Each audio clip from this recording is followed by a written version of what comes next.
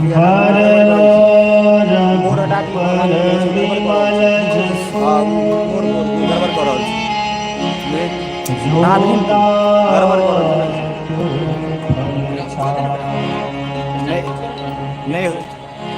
नहीं होइ छै से बुद्धिहीन तनु जानिके सुमिरो पवन कुमार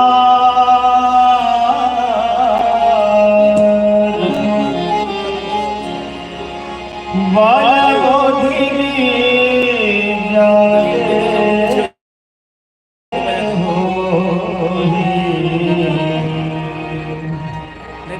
हरहु कलेश विकार।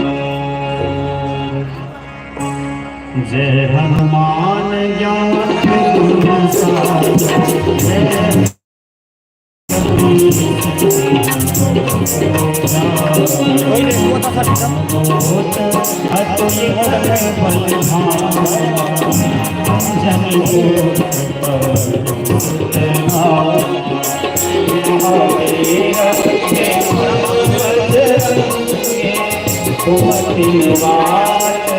सोमति के संगे विराज सुवेशा कानन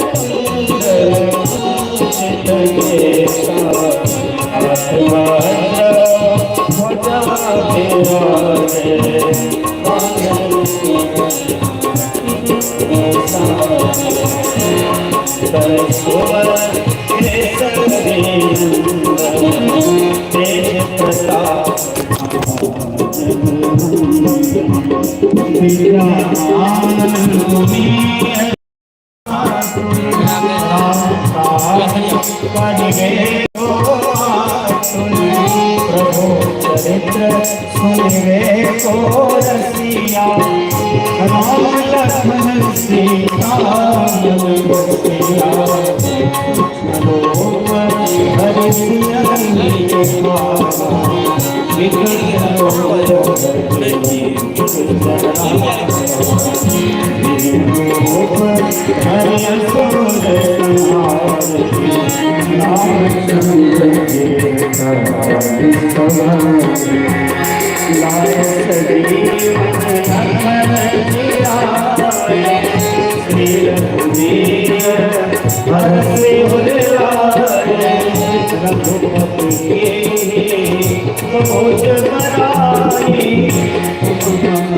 प्रिय भरतहि समभाई सहस बदन तुमरो जस गावे अज कहि श्रीपति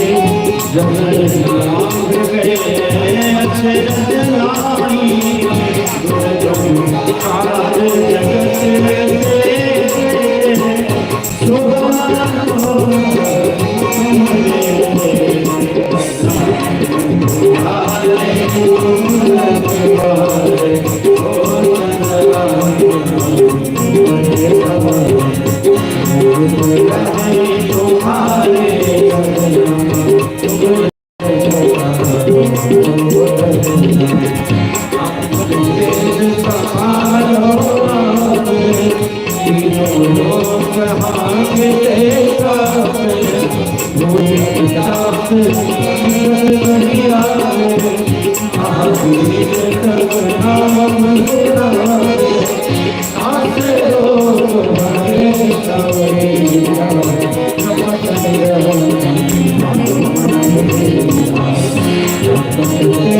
अपमान चुरा दे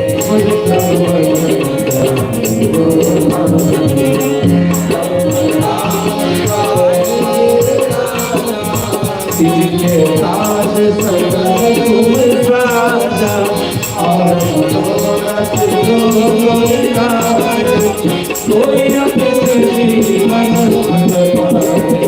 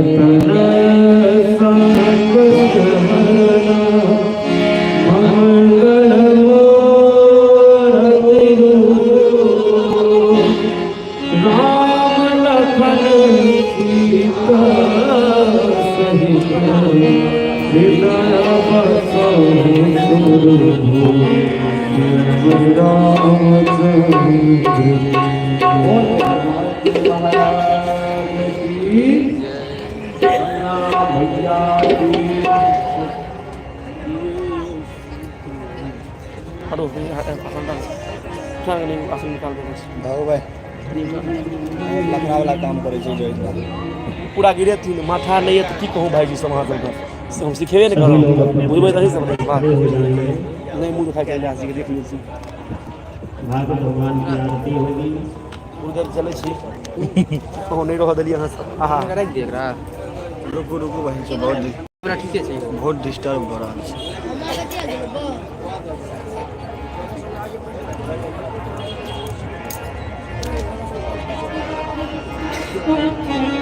श्री भागवत भगवान की है आरती कहीं साइड हो जाओ साइड हो जाओ भागवत भगवान की है आरती से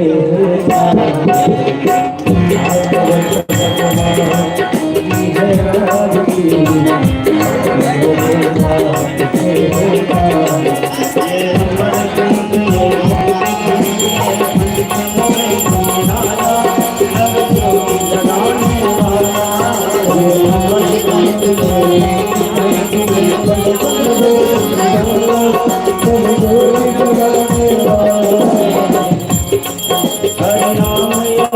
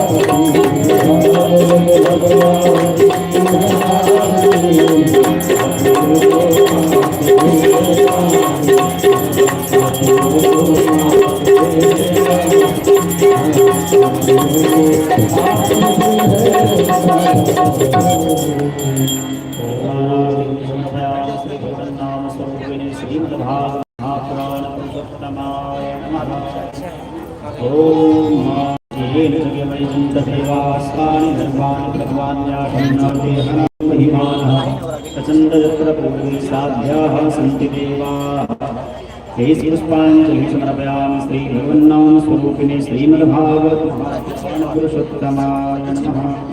बोली भागवत भगवान की।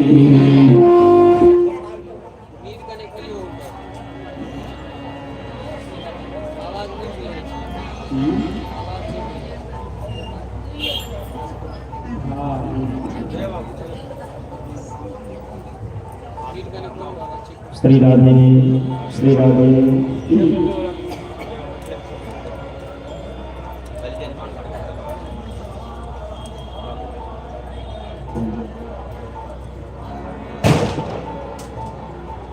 श्री राधे।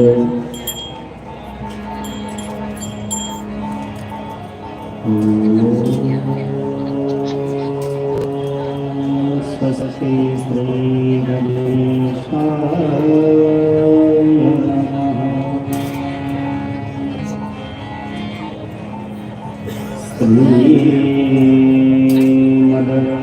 भागवत महापुराण पुरुषोत्तमाय नमः। ध्येयं सदा परिभवघनमभीष्टदोहम्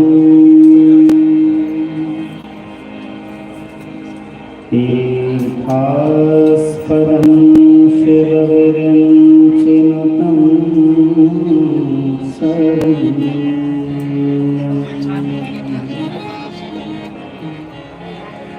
भृत्यार्तिहं प्रणतार भवादिपूतम्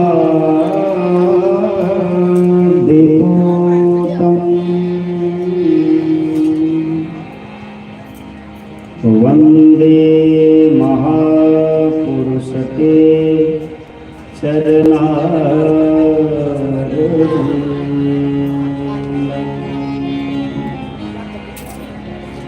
कृष्णं नारायणं वन्दे कृष्णं वन्दे व्रजप्रियम्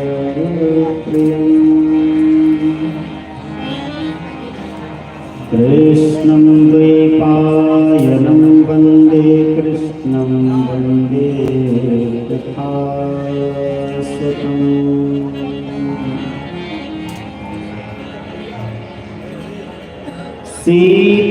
सीतानाथ समारम्भाम्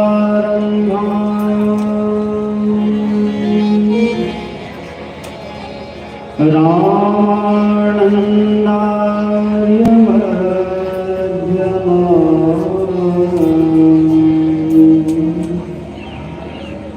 अस्मदाचार्यपर्यन्तां वन्दे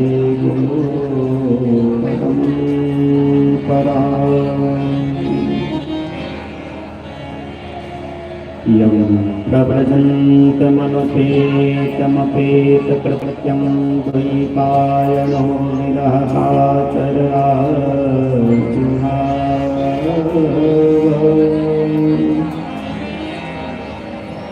पुत्रेति तन्मयतया तरवोऽभिनेदोस्तं सर्वभूतहृदयं मुनिमानतोऽस्मि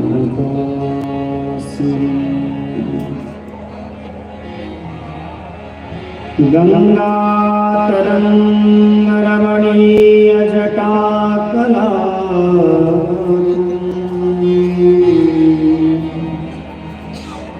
गौरी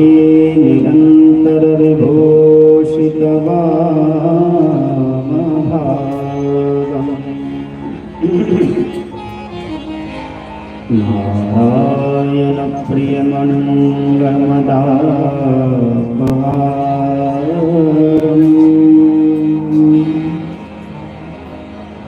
वाराणसीपुरपतिं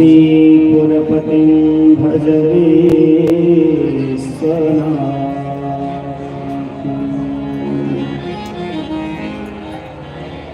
प्रणमो पवन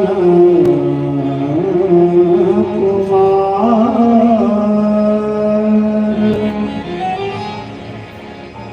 हलगन पावक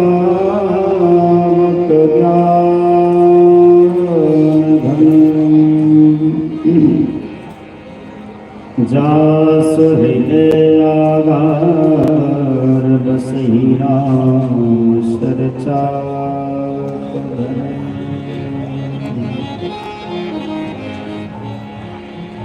सिया मांडवी उर्मिला स्तुत कीर्ति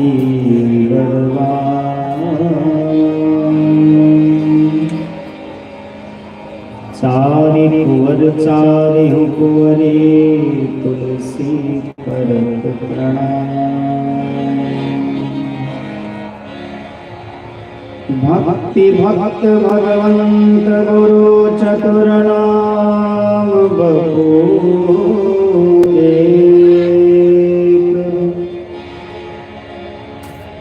इनके पद वंदन किए नासे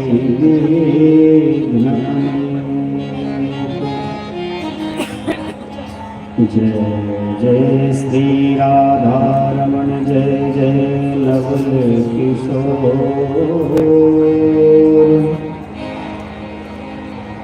जय गोपी चित चोर प्रभु जय जय माखन चोर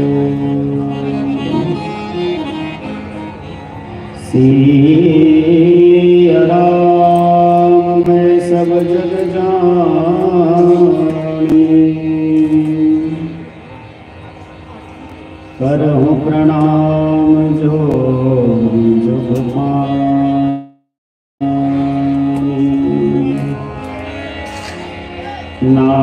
नारायणं नमस्कृत्य नरं चैव नरोत्तमं देवीं सरस्वतीं व्यासं ततो जयमुदीरयेत्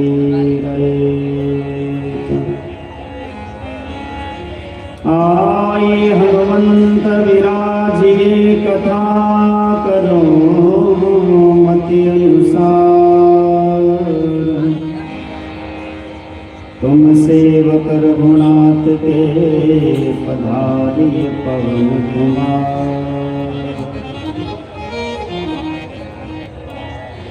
बोली श्री सीताराम भगवान की, श्री वृंदावन बिहारी लाल की, श्रीमद्भागवत महापुराण की, श्री गंगा मैया की, श्री भक्ति महारानी की, श्री नारद बाबा की, श्रीमद् गोस्वामी तुलसीदास जी महाराज की, सभी कल्पवासियों की, श्री पुजारी त्यागी बाबा की, श्री पुरगाहर सरकार की, श्री मौनी बाबा की, अपने अपने माता पिता की, अपने अपने गुरु गोविंद की, अनंत कोटि आचार्य वैष्णवन चरणन की, अनंत कोटि ब्राह्मण देवता की, सब संत भगवान की, हनुमान जी महाराज की, हर हर महादेव।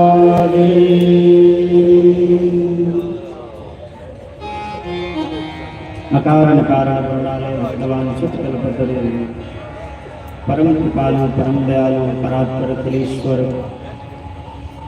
श्री सीताराम भगवान नंद नंदन श्याम सुंदर श्री राधा कृष्ण भगवान भगवान की मंगलमयी मूर्ति श्रीमद्भागवत महापुराण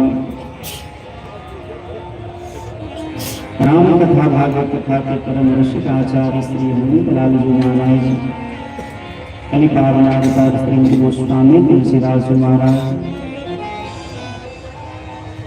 प्रातः स्मरणीय पूज्यपाद तपोमूर्ति संत शिरोमणि मिथिलासन कुलभूषण परमाराध्य परमादरणीय पूज्य संत श्री सदगुरुदेव भगवान, माँ गंगा के पावन तट पर उपस्थित अखिल भारतीय चतुर्भुजी खालसा में सभी श्रद्धालुओं को, सभी भक्तिमयी माताओं को, सभी कल्पवासियों को मैं सादर प्रणाम करता हूँ।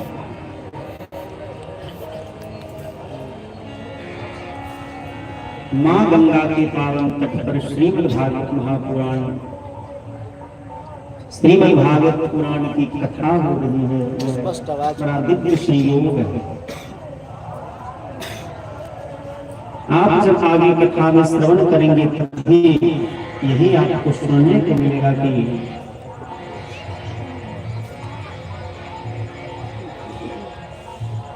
भक्ति महारानी का जो दुख दूर हुआ है,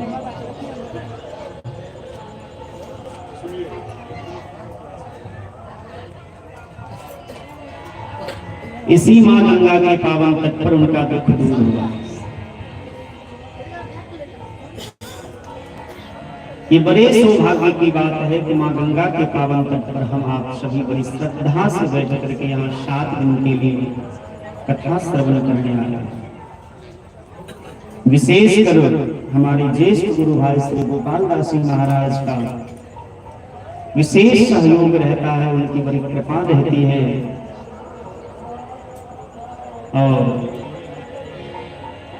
1 मास तक उन्हीं की छत्र छाया में हम आप सभी यहाँ उपस्थित होकर के माँ गंगा के पावन तट पर सभी संत महात्माओं की कृपा प्रसाद प्राप्त करते हैं।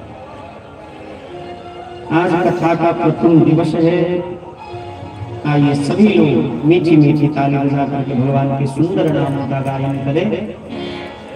आगे हरि की जैसी कृपा होगी।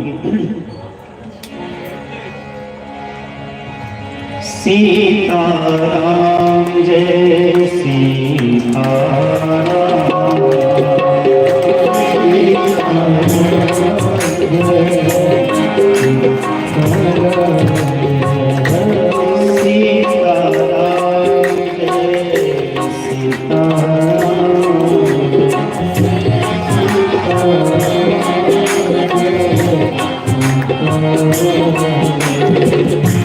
सीताराम जय सीताराम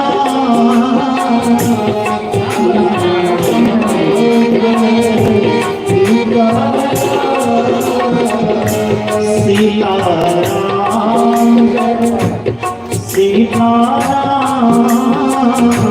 सीताराम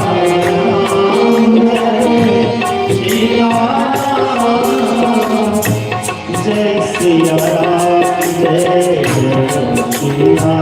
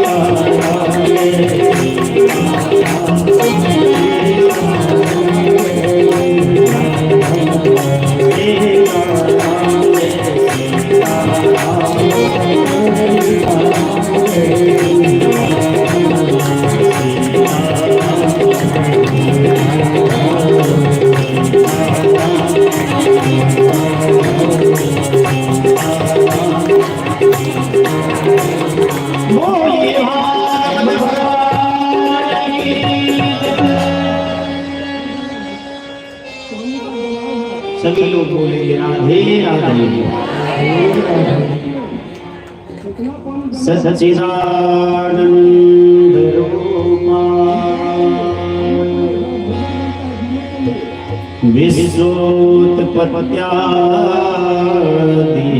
विश्वोत्पत्त्यादिहेतवे तापत्रय विनाशाय श्रीकृष्णाय वयम् श्रीमद् भागवत महापुराण के दो महात्मा हैं। सभी लोग बड़ी सावधानी से सुनिए। महात्मा कितने हैं? दो। एक महात्मा तो आप सभी कई बार कथा श्रवण कर चुके होंगे कि गोकर्ण के ज्येष्ठ भाई थे धुंधुकारी, उनके उद्धार के लिए गोकर्ण जी महाराज ने भागवत का अनुष्ठान, ज्ञान और वैराग्य के चेतना के लिए और भक्ति की प्रसन्नता के लिए श्री नारद बाबा ने भागवत का अनुष्ठान किया। ये कथा जो आपने श्रवण की होगी, ये भागवत के प्रथम में पूर्वार्ध में, और उत्तरार्ध में भी एक महात्मा है जो स्कंद पुराण है। भागवत कथा प्रारंभ होने से पूर्व जो महात्मा है वो पद्म पुराणोक्त है। इसका आवाज थोड़ा कम कर दीजिए, बहुत ज्यादा आवाज है। श्री राधे बहुत ज्यादा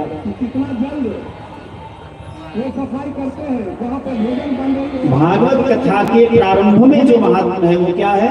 पद्म पुराणोक्त है। और उत्तर में जो है, मतलब बाद में जो है, वो स्कंद पुराणोक्त है। 18 पुराण है, उसमें श्रीमद् भागवत महापुराण का स्थान कितने नंबर में है? मद्वयम भद्वयम शैव। 18 पुराण है। पुराण कहते किसी? पुराण अपि नवति सह पुराण। पुराण अपि नवति सह पुराण, मतलब जो बहुत पुराने हो जाने के बाद भी नया लगे वह पुराण है। आपने कई बार कथा श्रवण की होगी, कई बार कथा सुनी होगी, लेकिन आपको कभी ऐसा लगता है कि ये कथा बासी हो गई? लगेगा कि अभी अभी सुन रहे हैं। पुराण अपि नवति, मतलब पुराने हो जाने के बाद भी जो नया दिखे वह पुराण है। लेकिन ये भागवत महापुराण जो है ये 5वां महापुराण है। इसमें भगवान कृष्ण की एक एक अक्षर में, एक एक श्लोक में कृष्ण की श्यामलता समाई हुई है। संभव हो तो प्रतिदिन भागवत का पाठ करना चाहिए, लेकिन आजकल के जमाने में इतनी व्यस्तता है, भाई किसके पास समय है? हर कोई दिन भर रात भर भागते रहते, हर कोई भाग रहा है। अब भागते हुए लोगों से पूछिए कि भैया कहाँ जा रहे हो, तो बोलेंगे काम से जा रहे हैं। अब यही बात कोई दूसरा कह दे कि काम से चला गया तो गुस्सा हो जाएगा, लेकिन वो स्वयं कह रहा है कि काम से जा रहे हैं, मतलब भैया हम किसी काम के नहीं रहे। अब जब तक भगवान में नहीं लगेंगे तब तक किसी काम के नहीं रहेंगे, क्योंकि संसार में लगने से आपको कुछ भी सिद्ध होने वाला नहीं है। तुलसी बाबा मानस में लिखते हैं, सुर नर मुनि सबके हरि, सुर नर मुनि सबके हरि, सुर नर मुनि सबके हरि, सुर नर मुनि सबके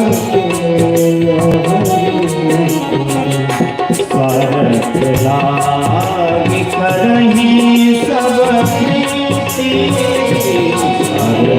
लाग करही सब प्रीति, लाग करही सब प्रीति, लाग करही सब आसुर मुनि सबके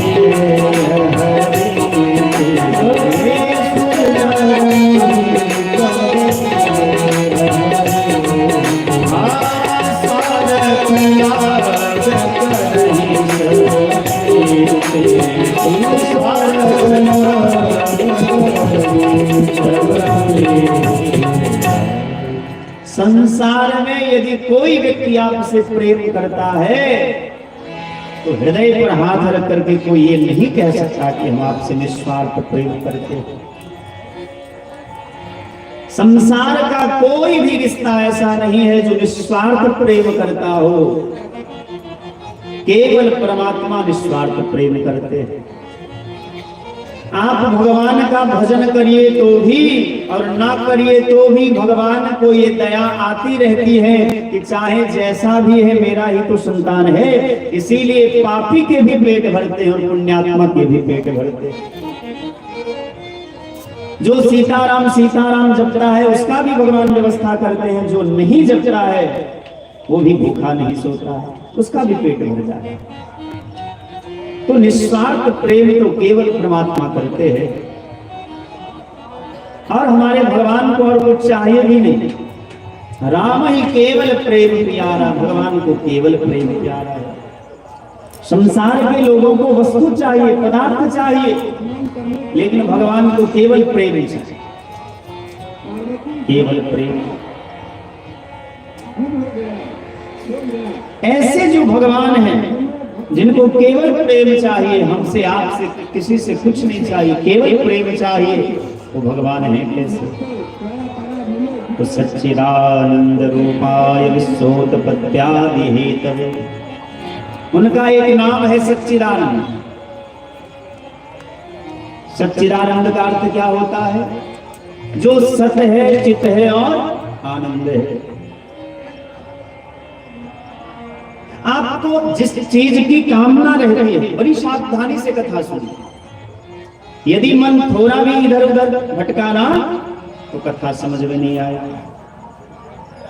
सब काम बिगड़ जाए। कैसे? ट्रेन चलाने वाला व्यक्ति, गाड़ी चलाने वाला व्यक्ति यदि थोड़ा इधर उधर देखे, उसका ध्यान इधर उधर भटका तो एक्सीडेंट हो जाए। फिर आप दरभंगा से चले सिमरिया के लिए, बीच में ही कल्याण हो, काम बिगड़ जाए। इसीलिए ध्यान आपका नहीं भटकना चाहिए, ध्यान एकदम एकाग्र होना चाहिए। वो भगवान कैसे है? तो सत्य है, चित है और आनंद है। जिस चीज की कामना रहती है, जो चीज हमको चाहिए, यदि वो मिल जाए तो हम कहते हैं आहा आनंद आ गया। यदि कोई भूखा व्यक्ति है, बहुत भूखा है, भूख से तड़प रहा है, और यदि उसको बढ़िया से भोजन मिल जाए, बढ़िया बढ़िया मालपुआ मिल जाए, खीर मिल जाए, हलवा मिल जाए, तो खाते जाएगा और कहेगा कि आनंद आ गया, आनंद आ गया, आनंद आ गया। लेकिन जब पेट भर जाएगा तो कहेगा कि भैया आप छोड़ दो, अब भूख नहीं है। अब विचार करने वाली बात है कि यदि उस भोजन में आनंद था, वही भोजन आज भी है, फिर आनंद कहां चला गया? आपको रसगुल्ला मिला, आपको मालपुआ मिला, खीर मिल गई, तो आपने कहा कि बहुत आनंद आ गया।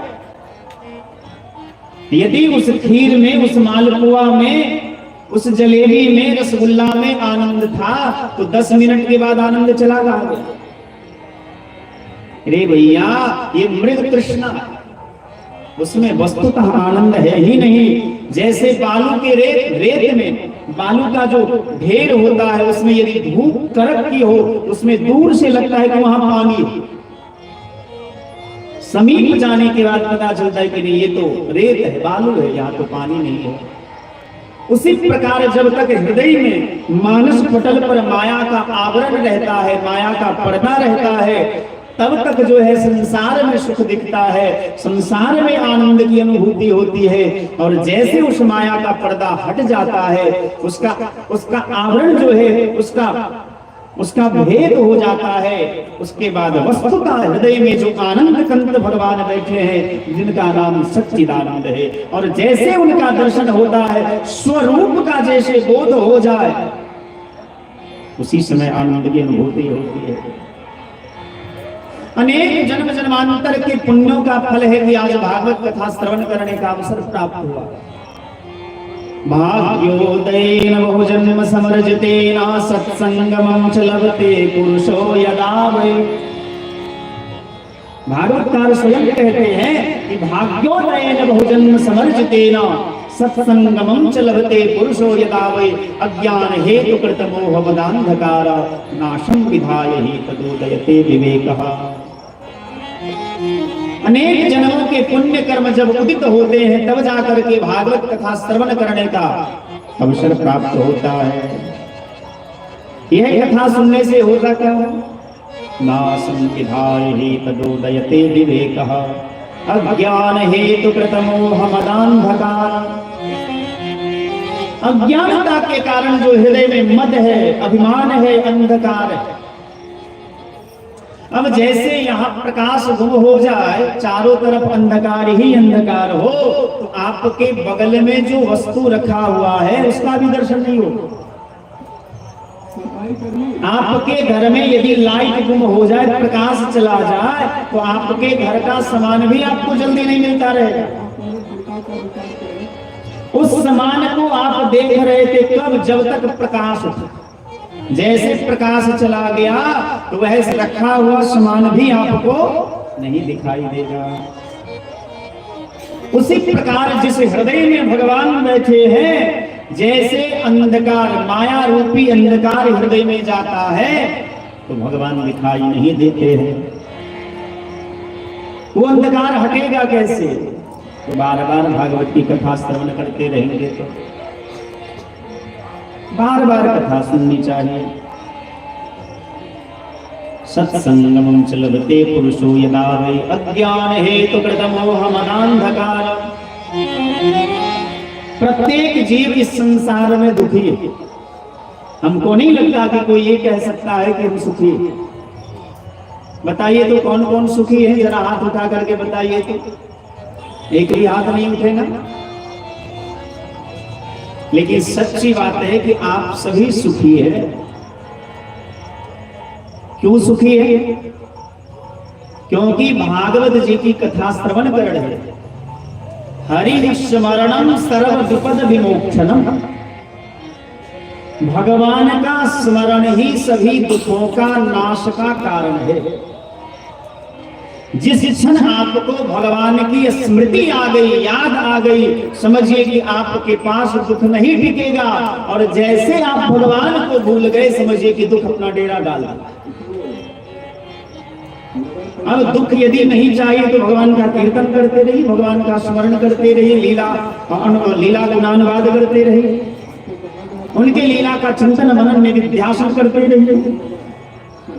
हरि स्मरणम सर्व विपद विमोक्षणम। भगवान का स्मरण ही सभी प्रकार के विपत्तियों को नाश कर देती है। तो यहाँ सब सुखी है, लेकिन यहाँ से जाने के बाद फिर से हम दुखी हो जाते हैं। अच्छा, सुखी रहना है तो उसके लिए एक उपाय है, भगवान से संबंध जोड़ लीजिए। जो संबंध आपको बढ़िया लगे सो संबंध भगवान से बना लीजिए।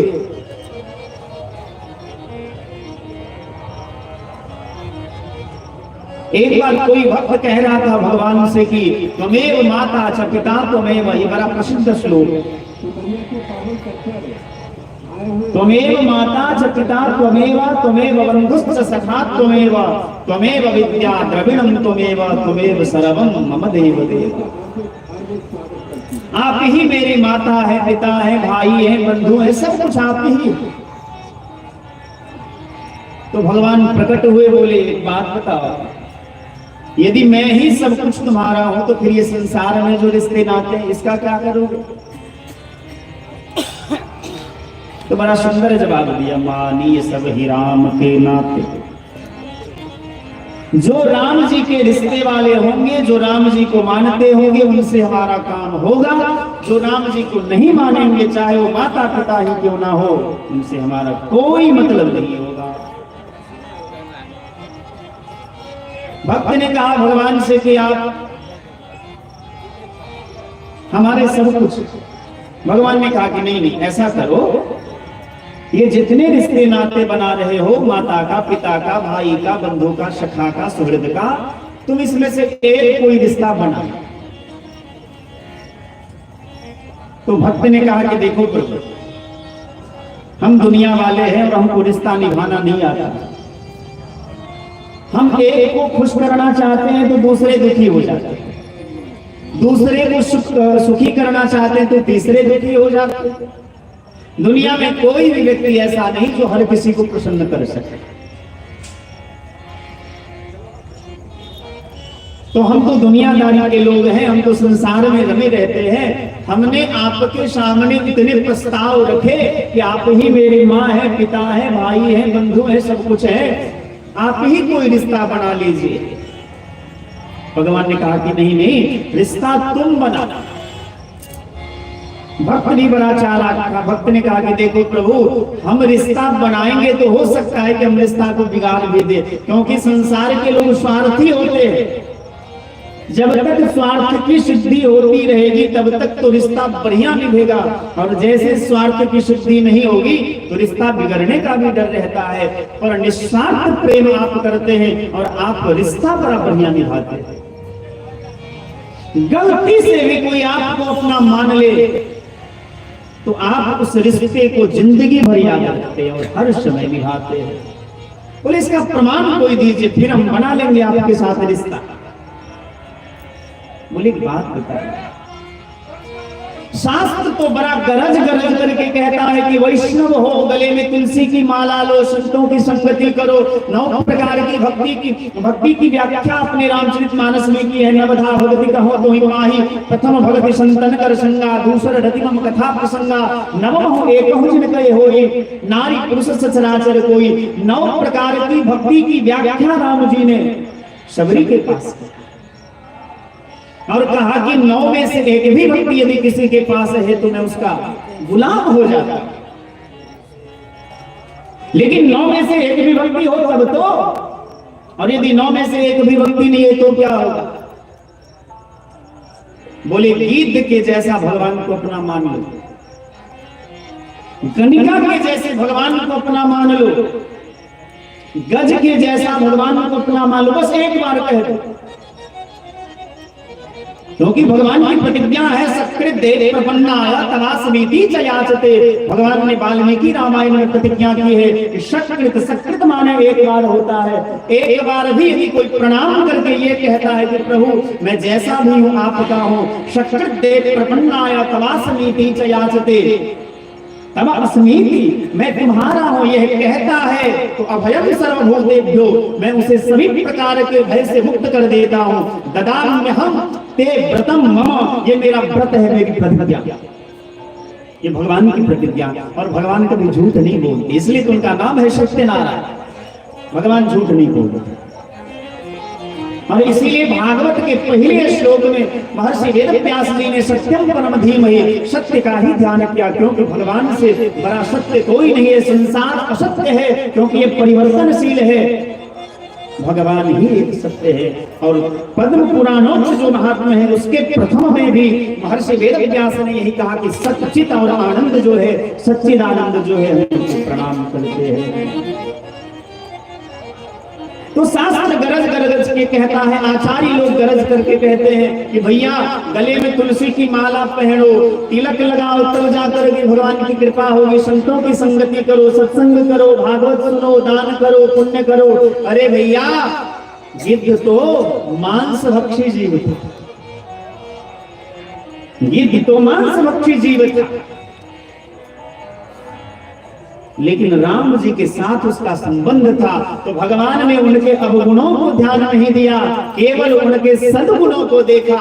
यही संसार में और भगवान में अंतर है। संसार के लोग अवगुणों को याद रखते हैं और भगवान केवल गुण को याद रखते हैं। आपने किसी का बहुत उपकार किया जीवन में, सैकड़ों उपकार किए, लेकिन आपने यदि एक अपकार कर दिया तो आपके सारे उपकारों को भूल जाएंगे, केवल अपकार को याद रखेंगे।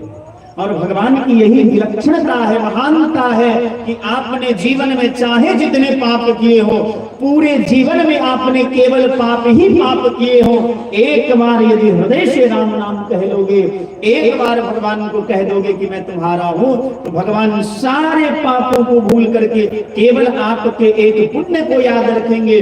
और इसी भरोसे पर रामचरितमानस उत्तरकांड के अंतिम दोहे में तुलसी बाबा ने कहा है कि पाई न कही गति पतित पावन, राम भज सुन सठ मना गणिका, अजामिल व्याध की धगजाति खलतारे। वीर जमन किरात खस सुपचादि अति अघोरूप जे, कही नाम बारक ते पावन हो ही राम नमामिते। रघुवंश भूषण चरित यह नर कहीं सुनहि जगावहि, कलिमल मनोमल धोई बिनुश्रम राम धाम सिधावहि। शतपंच चौपाई मनोहर जानि जो नर उर धरे, दारुण अविद्या पंच जनित विकार स्त्री रघुवर हरे। सुंदर सुजान कृपा निधान अनाथ पर कर प्रीति जो, सो एक राम अकाम हित निर्वाण प्रदसम आन को।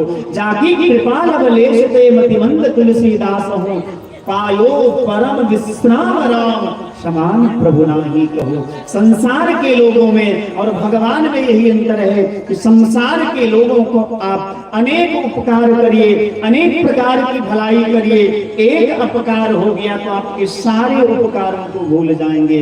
लेकिन आपने जीवन में चाहे अनेकों अपराध किए हों, अनेकों पाप किए हों, केवल एक बार हृदय से भगवान को आपने अपना मान लिया तो भगवान कहते हैं कि तनास्मीति च याचते अभयम सर्वभूतेभ्यो, मैं उसे सभी प्रकार के भय से मुक्त कर देता हूँ। क्यों? क्योंकि ये मेरी प्रतिज्ञा है और भगवान अपनी प्रतिज्ञा को कभी नहीं टालते। भगवान अपनी प्रतिज्ञा कभी नहीं भूलते। एक भक्त का बड़ा सुंदर भाव है, मारा गुण भरा शरीर,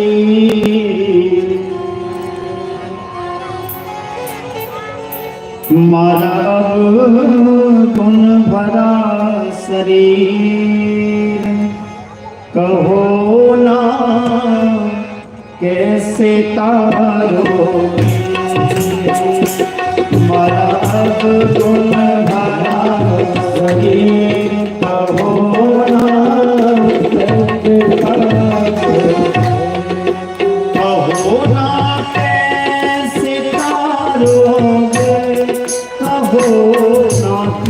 कैसे तारोगे, कैसे तारोगे, कहो कैसे तारोगे, कहो ना कैसे तारोगे, कहो ना कैसे तारोगे, कहो ना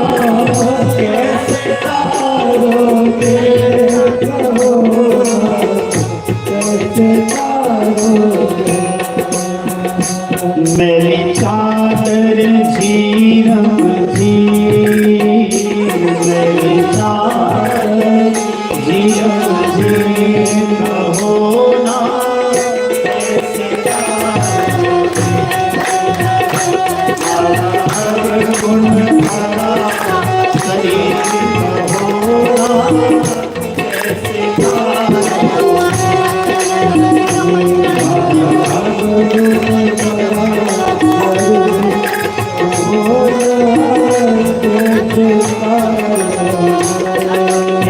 मेरे अवगुणों के तरफ ध्यान ना दीजिएगा, क्योंकि हमने लाखों अवगुण पाप करता से मनुआ, जाप करता पाप करता से मनुआ, जाप करता भोग योग में इस दिन जागे, कथा कीर्तन में सोवे, भोग योग में जिस दिन जागे, कथा कीर्तन में सोवे, मारा गुण भरा शरीर, मारा गुण भरा शरीर, कहो ना कैसे तारोगे, मारा गुण भरा शरीर, कहो ना कैसे तारोगे, मारा गुण भरा शरीर, कहो ना कैसे तारोगे,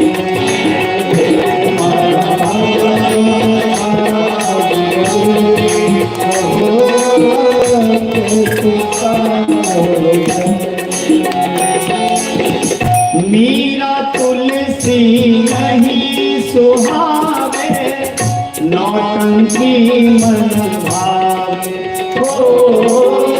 मीरा तुलसी नहीं सुहावे, नौटंकी मन भावे, राम नाम से कतरावे, फल पल काम सतावे, ओ राम नाम से सीखत रावे, पल पल काम सतावे। हमें उच्चता सूर कवि, हमें उच्चता सूर कवि का होना।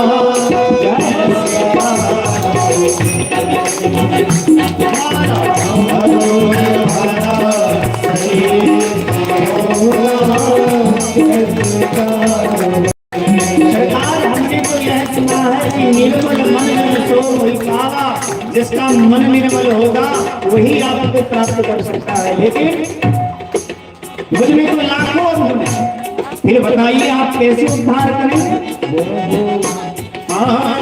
कंचन और काम की मन में करनी एक करीना, ओ कंचन और काम की मन में करनी एक करीना। सरकार हृदय से कह रहे हैं कि हमने जीवन में ऐसा कोई काम नहीं किया जैसे कि आपको अच्छे लगे। मेरा जीवन कंचन और कामनी में ही बीते।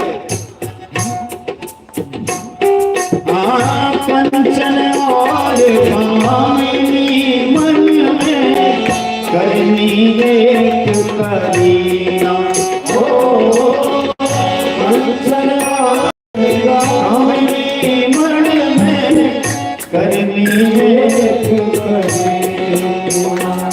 और जब सब कुछ गवा के होश में आए भैया तो क्या होश में आए।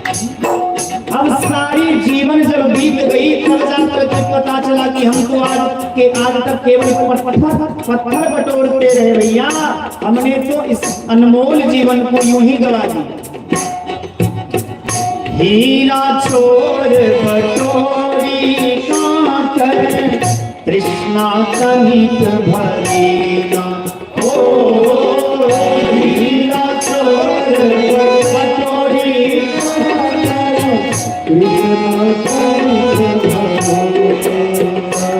ऐसी खूबी है तकदीर, ऐसी खूबी है तकदीर, कहो ना कैसे पाओगे। सारा गुण सारा शरीर कहो ना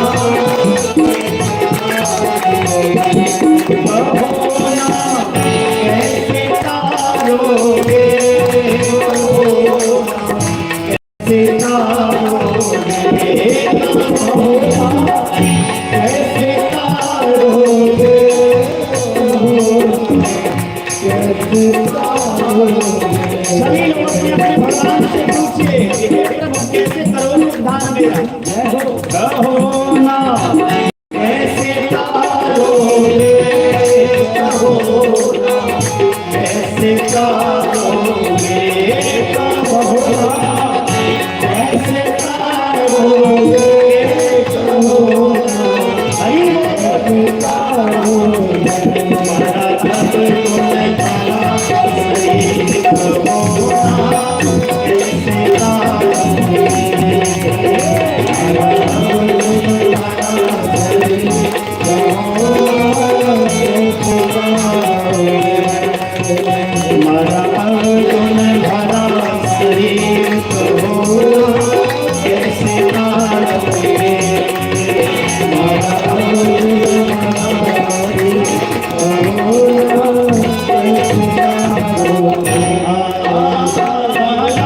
लाल में बचपन खोया होगा बीच जवानी, हो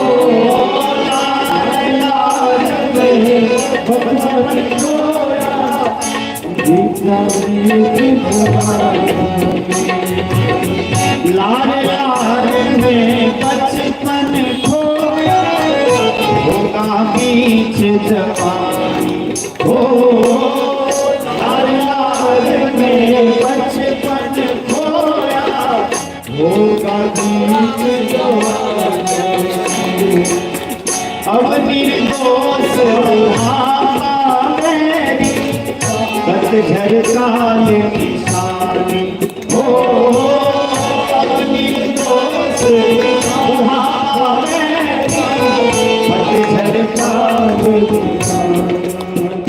भैया यदि विचार किया जाए तो सबसे ज्यादा दुख बुढ़ापा में होता है। आंखें कमजोर हो जाती है, लीवर कमजोर हो जाता है, सुनाई कम देने लगता है, कमर टूट जाती है, शरीर में बल कम हो जाता है। लेकिन संत का कितना उच्च भाव है, देखिए कहते कि अब निर्दोष बुढ़ापा में। बचपन में हमने ऐसे ही खेल खेल में सारी उम्र बिता, जब काम करने का समय था, राम नाम लेने का समय था, देह में बल था, सब कुछ ठीक ठाक था, तब तो हमने भोग में जीवन बिताया। भैया बुढ़ापा का क्या दोष है जो बुढ़ापा में दुख होता है? बाल बाल में बचपन खोया होगा बीच जवानी हो, लाल लाल में बचपन खोया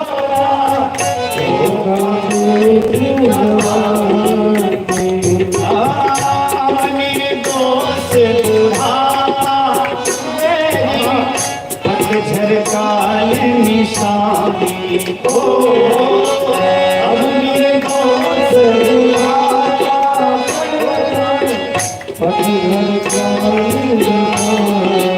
एक शब्द पर ध्यान दीजिए, अब निर्दोष बुढ़ापा बैठ।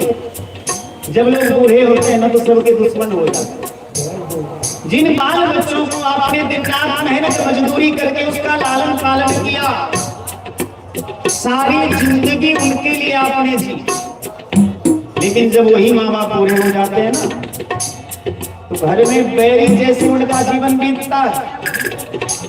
और ये कहने वाली बात नहीं, आप सभी जानते हैं, यही संत का भाव। अब निर्दोष बुढ़ापा झरकाल निशानी हो, अब निर्दोष बुढ़ापा झरकाल निशानी। लेकिन भैया रे ममता तू न गयो मेरे मन, ममता मोह कर जंजीर, ममता मोह कर सभी लोग ममता मोह कर जंजीर, कहो ना कैसे जाओगे,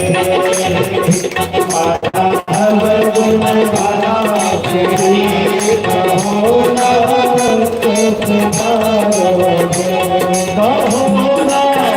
कैसे तारोगे, कैसे तारोगे, कैसे तारोगे, कैसे तारोगे,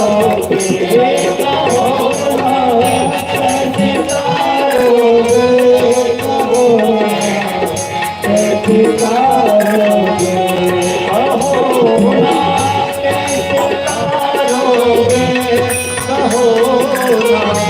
कैसे तारोगे।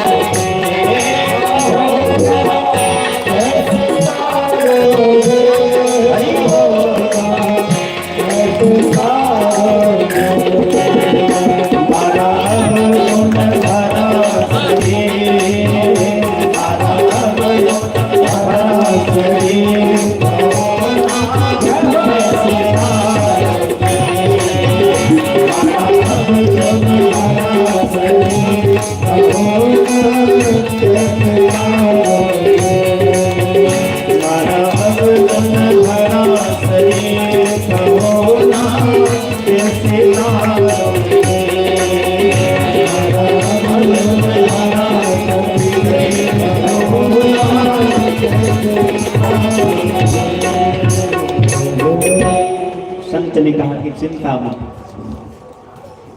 भगवान के स्वभाव और भगवान के प्रभाव में अंतर है। भगवान का स्वभाव बड़ा निर्मल है। कैसा स्वभाव है?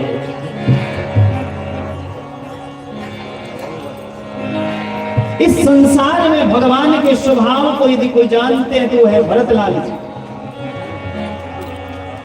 बड़ा करुण प्रसंग है। सारे अयोध्यावासी राम जी के पास जाने के लिए तैयार है। भरत जी का एक बार मन कर रहा था, जब अपनी करनी याद आती थी तो मन हिचकिचा जाता था कि कौन सा मुंह लेकर के जाऊंगा राम जी के पास। लेकिन जब भगवान की कृपालुता याद करते थे तो मन में भरोस होता था कि नहीं, भगवान अवगुणों को याद नहीं रखते। भरत लाल जी ने बड़ी सुंदर बात कही।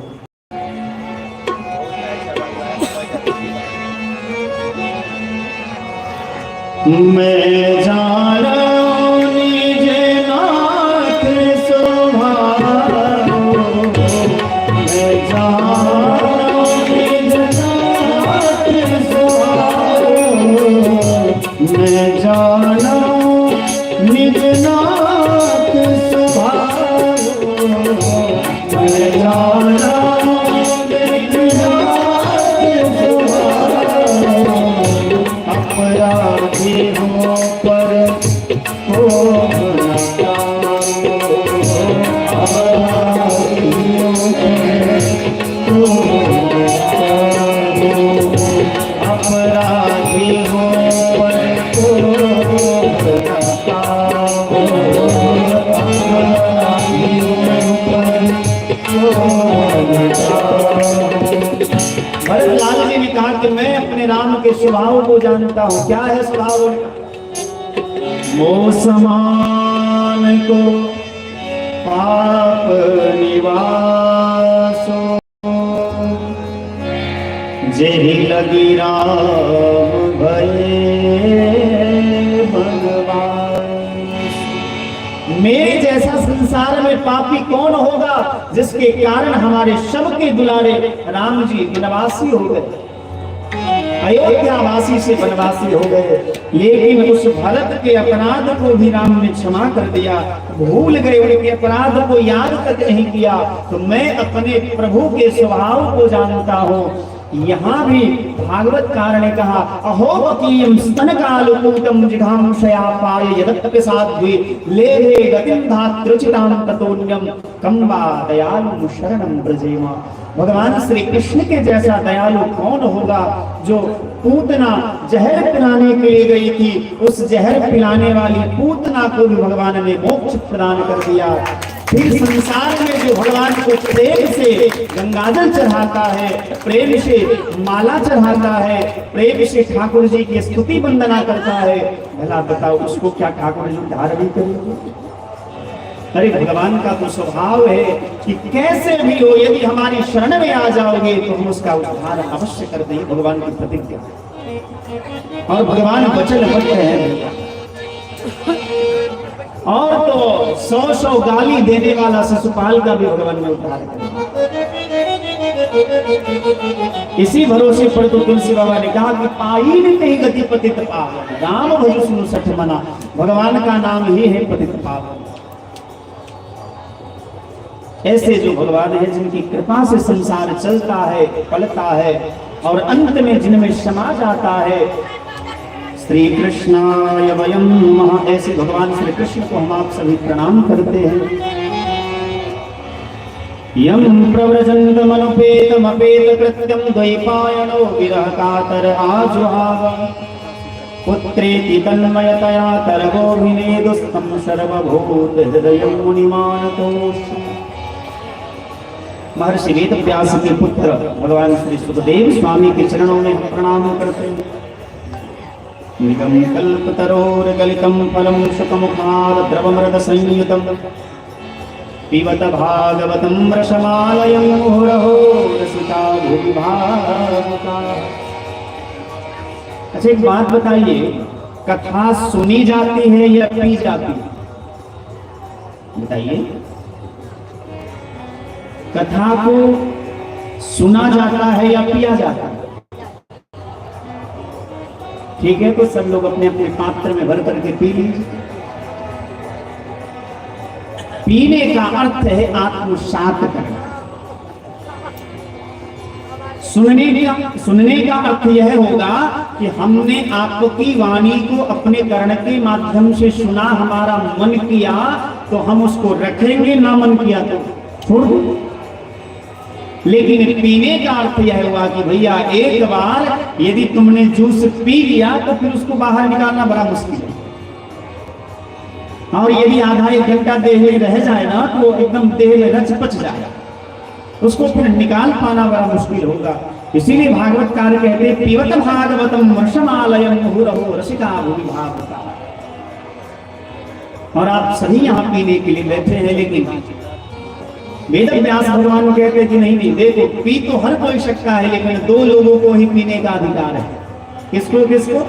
रसिका भूमि भावता, जो रसिक है और जो भावुक है,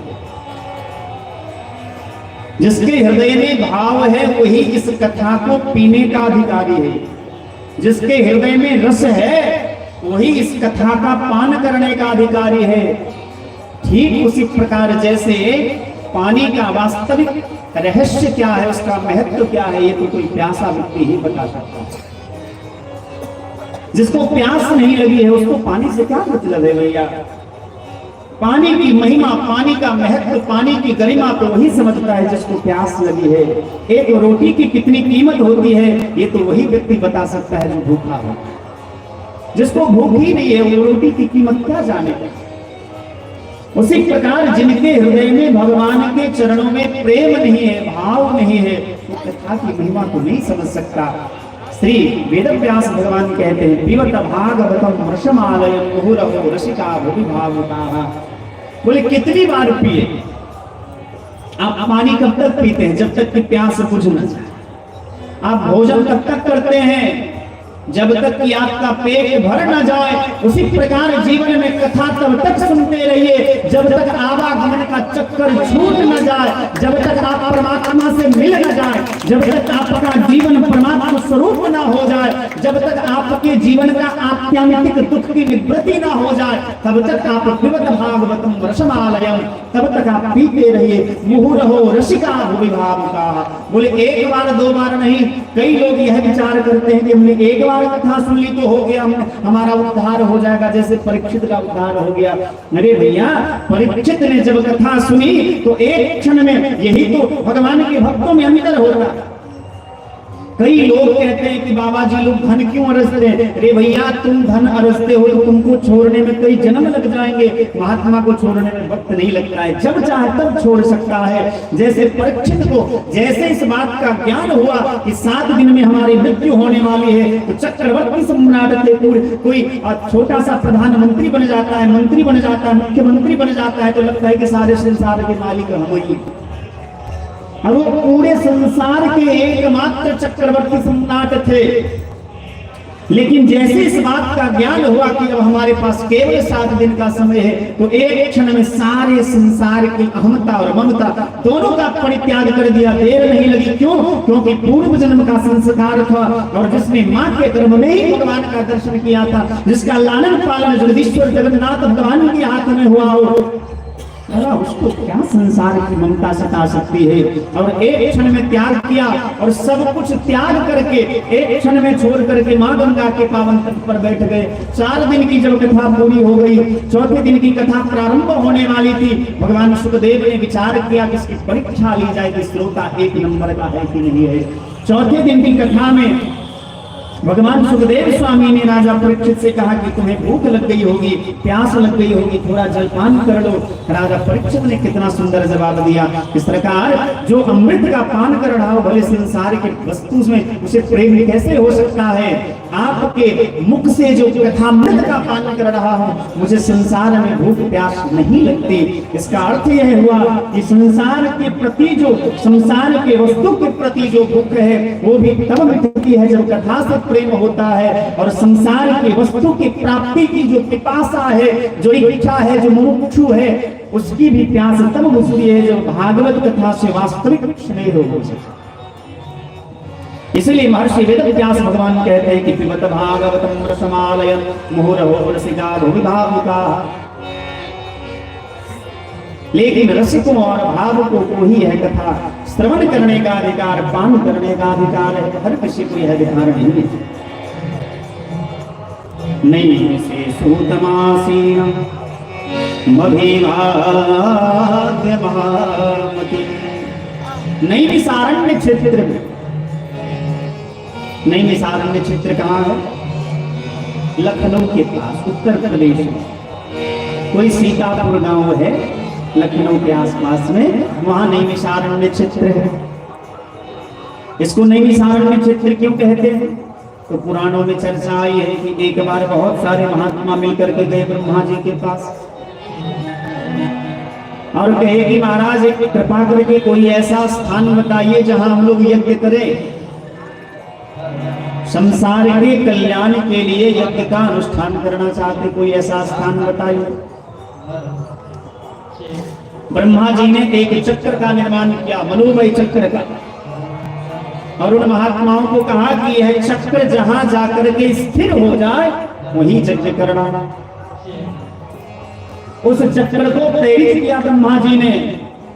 वह चक्र चलते चलते चलते चलते आकर के नैमिषारण्य क्षेत्र में स्थिर हुआ और वही महात्माओं ने सत्रम स्वर्गाय सहस्त्रम समासतम, 1000 दिव्य वर्ष का, मतलब 12 वर्ष का, 12 वर्ष में पूर्ण होने वाला एक दिव्य यज्ञ का अनुष्ठान किया। कई लोग 9 दिन का यज्ञ करते हैं, 13 दिन का करते हैं, 1 महीने का करते हैं। जैसे यहाँ सभी कल्पवासी आए हैं तो 1 महीने के लिए आए। कई माताएं संक्रांति से संक्रांति तक के लिए कल्पवास करने आई, कई माताएं पूर्णिमा से लेकर के पूर्णिमा तक मास करने आई। लेकिन इन महात्माओं ने जो यज्ञ किया वह यज्ञ 12 वर्ष में पूर्ण होने वाला था। और भैया कोई भी यज्ञ होता है तो उसमें 3 चीज बड़ी आवश्यक है। क्या क्या? देवी देवताओं का पूजन और सत्संग और दान, ये 3 चीज जरूर होना चाहिए। तुम लोगों ने पूजा किया, अभी कथा श्रवण कर रहे हैं और 7 दिन दक्षिणा देंगे तो ये दान होगा। यजदेव पूजा संगति करण दान, कोई भी यज्ञ हो उस यज्ञ में 3 चीज की आवश्यकता निश्चित रूप से पड़ती है। देवी देवताओं का पूजन, सत्संग और दान। सभी महात्माओं ने पूछा कि इस संसार में, इस कलयुग में भगवत प्राप्ति के लिए कौन सा साधन सुनिश्चित किया जाए? बोले श्रीमद् भागवत महापुराण की कथा ही एकमात्र उपाय है भगवान से मिलने।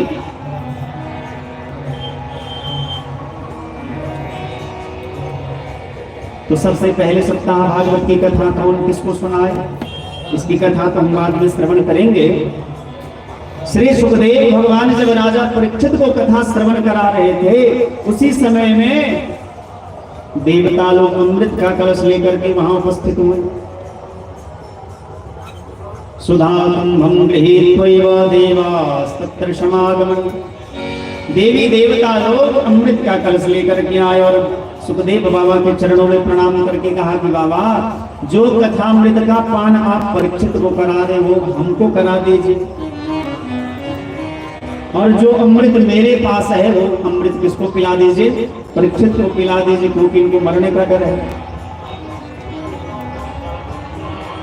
अब सुखदेव जी को विचार आया कि जिस अमृत को लेकर के भैया इतना घमासान युद्ध हुआ, देवासुर संग्राम, जिस अमृत के बंटवारा को लेकर के देवासुर संग्राम हुआ, वह अमृत का कलश लेकर के देवता लोग बिना बुलाए लेके आ गए।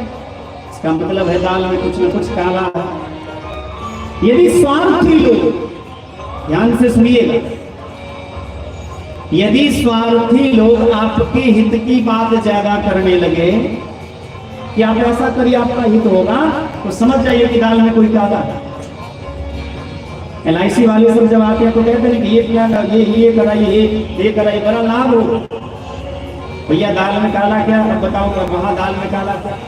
वहां दाल में काला ये है कि हमारा पैसा लेकर के वो अमीर बन गया, हम गरीब बन जाते हैं। बाद में 20 साल के बाद मान लो मिलेगा, वो अलग बात है। अब मिलेगा कि नहीं मिलेगा इसकी क्या गारंटी है?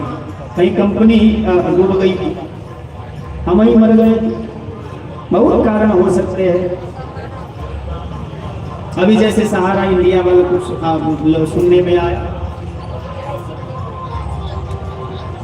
तो कहने का भाव यह है कि सुखदेव बाबा ने मन में विचार किया कि दाल में कुछ न कुछ काला है।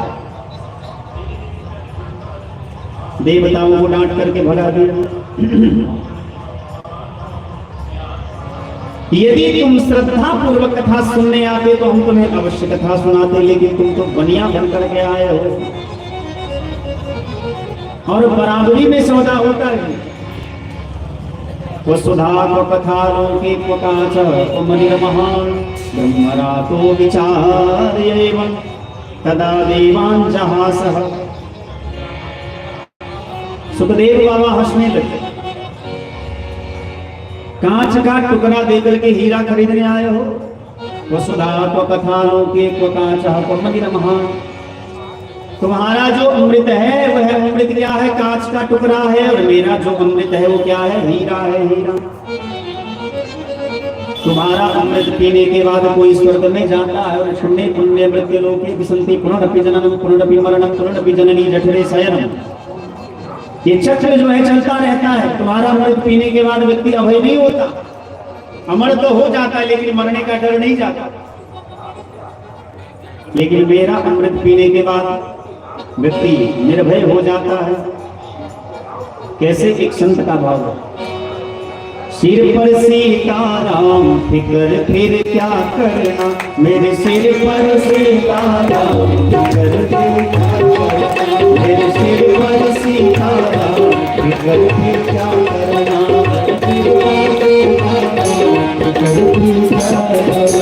क्या करना भाई क्या करना, क्या करना भाई क्या करना, मेरे मालिक सीताराम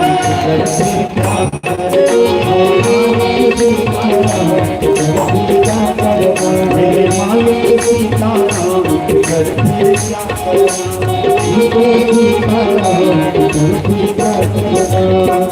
तो कथा सुनने से लाभ होता है। क्या लाभ होता है? कि कथा हमें यह सिखाती है कि संसार में भगवान ही अपने हैं, बाकी तो सब मतलबी। बाकी दुनिया में जितने लोग हैं सभी मतलबी हैं भैया। जब मतलब निकल गया तो पहचानते नहीं। और जिन लोगों को कोरोना आने के बाद भी ज्ञान न हुआ हो तो मुझे लगता है वो महामूर्ख है। कोरोना ने सबको सिखा दिया कि कौन किसका अपना और कौन नहीं। सगे माँ बाप मर जाते थे, बाल बच्चे अमेरिका में रहते थे, बोले लेकिन कहीं भी जला दो, कैसे भी जला दो, क्योंकि कोरोना है, जाएंगे तो हमको भी पट जाएगा। अब दुनिया यही है। तो कोरोना आने के बाद भी यदि ज्ञान ना हुआ हो तो हमें लगता है कि हम महामूर्ख हैं। आपको तो हम नहीं कह सकते, लेकिन हम खुद को तो कह ही सकते हैं। तो कथा क्या सिखाती है कि संसार में केवल भगवान ही अपने हैं, बाकी सब मतलब है।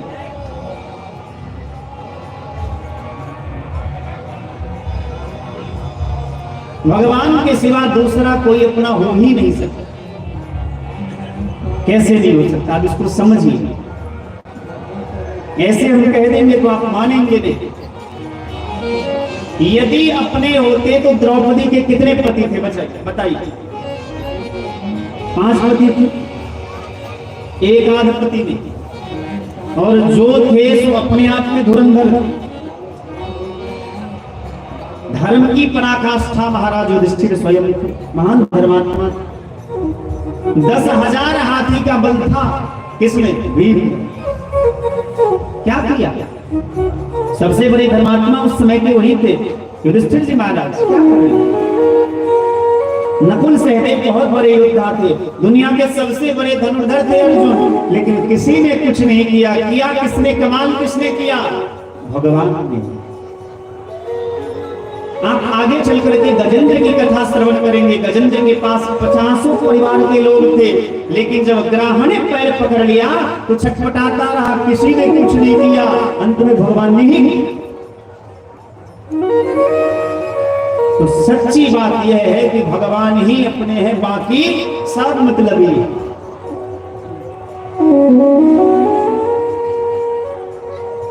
तो कथा यही सिखाएगी भगवान अपने हैं। तो कथा श्रवण करने से व्यक्ति अमर भी हो जाता है और अभय भी हो जाता है। इस प्रकार से विचार करके भगवान सुखदेव स्वामी ने डांट करके देवताओं को भगा दिया। कि तुम कथा के अधिकारी नहीं हो। अब देवता लोग मुंह लटकाए गए, ब्रह्मा जी से शिकायत किया कि देखो बाबा, ये संसार में रहने वाले लोग जो हैं उनको कथा का अधिकार मिल गया, इनको कथा सुनने का अवसर प्राप्त हुआ, और हम देवता स्वर्ग के मालिक होकर के भी कथा से वंचित रह गए। ब्रह्मा जी ने कहा कि थोड़ा धैर्य धारण करो, देखो तो सही कि 7 दिन के बाद होता क्या है, 7 दिन में क्या फल मिलता है। जब 7 दिन की कथा पूरी हुई और परीक्षित को मोक्ष की प्राप्ति हुई, तो राज्यो मोक्षम तदा वीक्ष पुरा धाता विस्मितः सत्यलोके तुलाम बद्ध्वातो लयत साधनान्यजः। राज्यो मोक्षम तदा वीक्ष पुरा धाता विस्मितः। ब्रह्मा जी भी बड़े आश्चर्यचकित हो गए राजा परीक्षित के मोक्ष को देख करके। क्यों?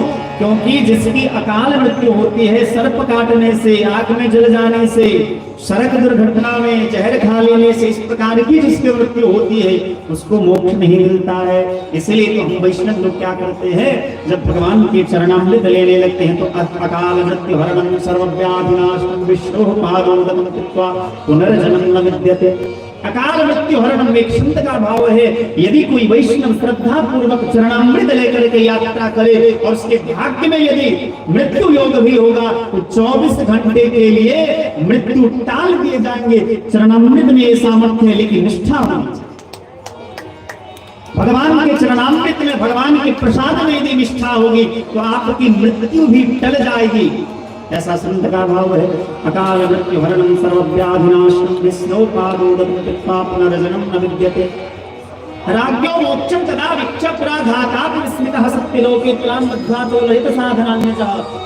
राजा परीक्षित के मोक्ष को देख करके ब्रह्मा जी को बड़ा आश्चर्य लगा। क्या किया? एक तराजू मंगवाया और तराजू के एक पलड़े में भागवत जी को रखा और तराजू के दूसरे पलड़े में चारों वेदों को रखा, तो भागवत का पलड़ा भारी पड़ गया। अब 6 शास्त्र को रखे, 4 वेद 6 शास्त्र को रखे और दूसरे पलड़े में भागवत जी है, तो भी भागवत का पलड़ा भारी पड़ गया। फिर 17 पुराणों को रखे तो भी भागवत का पलड़ा भारी।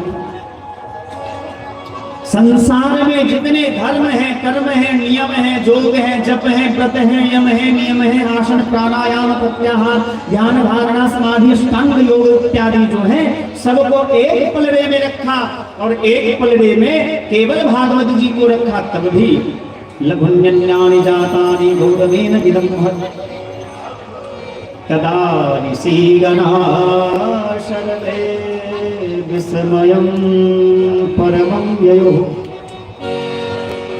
भागवत का पलड़ा भारी। अब तो ब्रह्मा जी को और भी आश्चर्य लगा कि भाई एक सब पे भारी पड़ गए। आंख बंद करके भागवत जी का ध्यान किया। जैसे भागवत जी का ध्यान किया तो भगवान का दर्शन होने लगा। भागवत जी के एक एक श्लोक में, एक एक अक्षर में, दिखने में भले भागवत जी के अक्षर काले काले दिखाई दे रहे हों, लेकिन एक एक अक्षर में कृष्ण की श्यामलता समाई हुई है।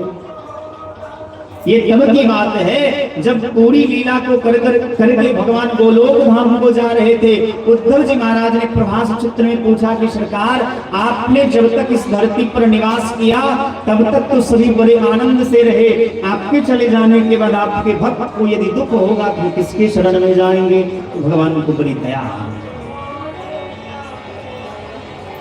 ठाकुर जी ने मन में विचार किया कि सच कहा हुआ आपने, मेरे चले जाने के बाद भक्त किसकी शरण में जाएंगे? तो भगवान एक रूप से तो चले गए कहाँ? गोलोक धाम को, और अपने देह के संपूर्ण तेज को भागवत जी में रख दिया। श्रीमद्भागवताख्योऽयं प्रत्यक्षः कृष्ण एव हि। भागवतकार महर्षि वेद व्यास भगवान कहते हैं ये भागवत कोई ग्रंथ नहीं है, कोई पुस्तक नहीं है। श्रीमद् भागवताख्योऽयं अयं भागवतः प्रत्यक्षः कृष्णः। प्रत्यक्ष भगवान श्री कृष्ण है। और जैसे कृष्ण की शरण में जाने के बाद किसी प्रकार का दुख नहीं रहता है, उसी प्रकार जीवन में जो भागवत का आश्रय ले लेगा उसके जीवन में किसी प्रकार का दुख नहीं होगा। बोलिए भागवत भगवान की। शास्त्रम भागवतम कलो। सभी महात्माओं ने मिलकर के मोहर लगा दी कि मेरे भगवत रूपम शास्त्रम भागवतम कलो। इस करार कलयुग में भागवत ही शास्त्र है और भागवत ही भगवान है। इसलिए हम लोग कहते हैं बोलिए भागवत भगवान की जय। एक रूप से तो भगवान चले गए गोलोक धाम को और एक रूप से भगवान इसमें आकर के विराजमान हो गए। तो क्या इसका ये मतलब हुआ कि भगवान सबसे भारी है? हाँ भैया, भगवान सबसे भारी है। कैसे? बिनो पद चलई सुनई बिनो कान्हा, बिनो पद चलई सुनई बिनो पद चलई सुनई बिनो कान्हा, बिनो पद चलई सुनई बिनो कान्हा। करनी करम करई विद्याना, करनी करम करई विद्याना। आनन रहे कसरस भोगी, आनन रहे कसरस भोगी।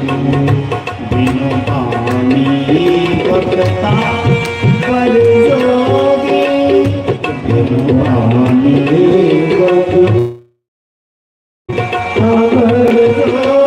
आनन रहे कसरस भोगी, आनन रहे कसरस भोगी। बिनु पानी बकता पर जोगी, बिनु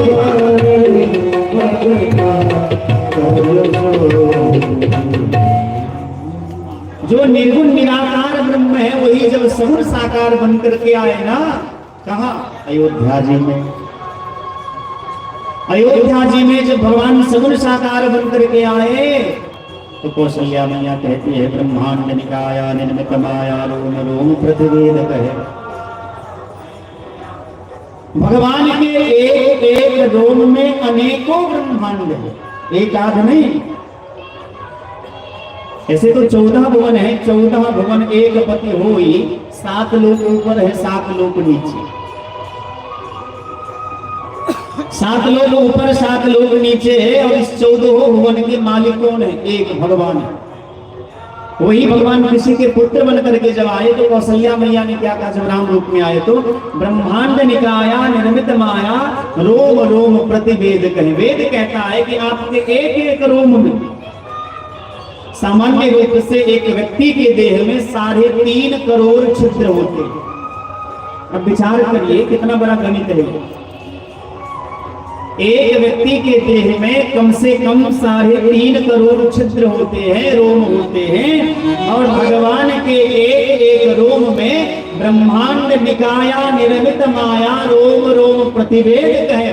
एक एक रोम में अनगिनत ब्रह्मांड है और जिनके एक एक रोम में अनगिनत ब्रह्मांड होगा वो भगवान जिस भागवत में विराजमान हो, बताओ उससे ज्यादा महिमा किसी की हो सकती है? कभी नहीं हो सकती। इसीलिए मेरे भगवत रूपम शास्त्रम भागवतम कलो। इस कराल कलयुग में भागवत ही भगवान है, ऐसे सर्वसम्मति से सभी महात्माओं ने मोहर लगाई। सूत जी महाराज से सौनकादि ऋषियों ने नैमिषारण्य क्षेत्र में पूछा कि सरकार सप्ताह भागवत की कथा सबसे पहले किसको किसने सुनाया? कहते सबसे पहले सनकादि ऋषियों ने नारद जी को मां गंगा के पावन तट पर यह सप्ताह भागवत की कथा सुनाई। सौनकादि ऋषियों को बड़ा आश्चर्य लगा कि नारद जी ऐसे श्रोता हैं। कुछ श्रोता ऐसे होते हैं 3 घंटा की कथा में 13 बार उठते, ऐसे होते हैं कि नहीं? 3 घंटे की कथा में 13 बार उठते, 13 आसन बदलते। कुछ श्रोता ऐसे भी होते हैं कि 3 घंटा की कथा में एक बार भी पलक नहीं गिराते, एक नजर से देखते रहते हैं, कान से सुनते रहते हैं, एक आसन में बैठे रहते हैं। उनकी सारी इंद्रियां इकट्ठा हो जाती है, एकाग्र हो जाती है, उनकी सारी इंद्रियां भगवन्मुखी हो जाती है। तो नारद जी एक ऐसे संत हैं जो ज्यादा देर तक एक जगह नहीं टिकते हैं। महात्मा को एक जगह कितना देर तक रहना चाहिए गृहस्थ के घर में बताओ? ज्यादा से ज्यादा 5 या 6 मिनट। आप ये विचार करने वाले तो कि 5 या 6 दिन नहीं। बीतरागी संत को जो भिक्षाटन करके जिन्होंने जीवन में नैष्ठिक ब्रह्मचारी व्रत को ग्रहण कर लिया है, जो आजीवन बाल ब्रह्मचारी रहना चाहते हैं, जो भिक्षाटन करके अपना जीवन यापन करना चाहते हैं, ऐसे जो वैष्णव संत हैं उनको 5 या 6 मिनट से ज्यादा एक गृहस्थ के घर पर नहीं रहना चाहिए।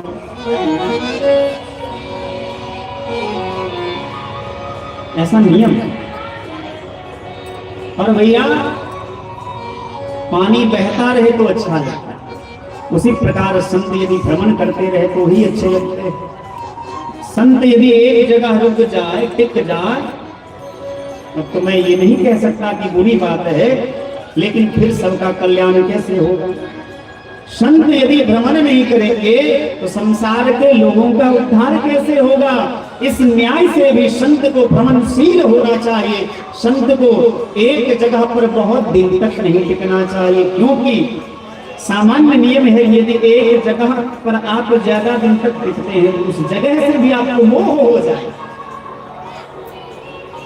और तुलसी बाबा ने मानस में कहा, मोह सकल व्याधि न कर मोह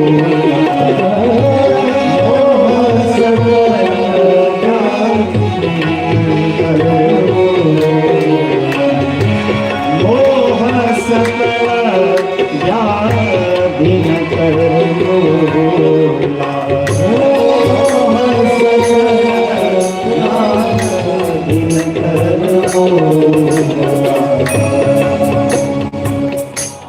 मोह ही सभी दुखों का भैया जड़ है। आप उसको एकांत में आंख बंद करके विचार करिए। ऐसे तो आप सुनोगे इस काम से निकल जाएगा, लेकिन एकांत में जब आपको थोड़ा समय मिले 10-5 मिनट का, तो एकांत में बैठ जाइएगा और बैठ करके आंख बंद करके इसे ध्यान करिएगा कि दुखी है तो क्यों दुखी है, इस पर विचार करिएगा तो आपके हृदय से आवाज आएगी कि सारे दुखों का जन्म मोह है। यदि हमारे अपने बच्चे से हम दुखी हैं तो भैया वस्तुतः आप बच्चे से दुखी नहीं है, बच्चे से आपको मोह है इसलिए आप दुखी।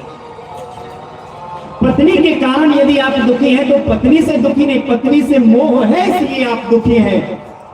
यदि आप दुखी हैं तो आंख बंद करके ये मान लीजिए कि आपके अंदर मोह है, क्योंकि तुलसी बाबा ने कहा है मोह सकल व्याधि कर मूला। सभी दुखों का जो जड़ है वो जड़ क्या है? जड़ दिखता नहीं है। कोई पेड़ है ना, उस पेड़ के ऊपरी वाले भाग को तो आप देख लेंगे, उसमें टहनियां कितनी है, पत्ते कितने हैं, फल कितने हैं, पेड़ कितना स्वस्थ है, कितना मोटा है, कितना पतला है, लेकिन उसका जड़ हर किसी को दिखाई नहीं देता है। उसके तह तक जाना होगा, मूल तक जाना होगा। तो तुलसी बाबा ने एक शब्द में जवाब दे दिया कि आप यदि आपके जीवन में यदि दुख का पेड़ है, उसका जड़ कहाँ है, इसका पहले खोज करिए। तो खोज करने के बाद आपको पता चलेगा कि इस दुख का जो है पेड़ है हमारे जीवन में, जो बहुत सारे दुख है, उस दुख का जड़ क्या है? तो मोह है। मोह सकल व्याधि कर मूला। इसलिए संत को एक जगह ज्यादा दिन तक नहीं टिकना चाहिए। संत भ्रमणशील हो तो अच्छे होते हैं। सब संत सुखी विचरंत मही। तुलसी बाबा ने यही तो कहा कि सब संत सुखी विचरंत मही। संत जितने भ्रमणशील होंगे उतने लोगों का, उतने समाज के लोगों का कल्याण होगा। जितने समाज में जाएंगे, जिन जिन को दर्शन देंगे, उनका दर्शन करके उन लोगों का उद्धार होगा, कल्याण होगा। इसलिए संत को ज्यादा देर तक एक जगह नहीं टिकना चाहिए। और ऐसे बीतरागी संत है कौन? श्री नारद बाबा। अब भैया ये कहना तो थोड़ा हमको कष्ट देगा, लेकिन आजकल महात्मा लोग इसी में लगे रहते हैं कि भाई चेला बहुत ज्यादा बन जाए। चेला खूब हो, चेला जितना होगा उतनी आमदनी बढ़ेगी।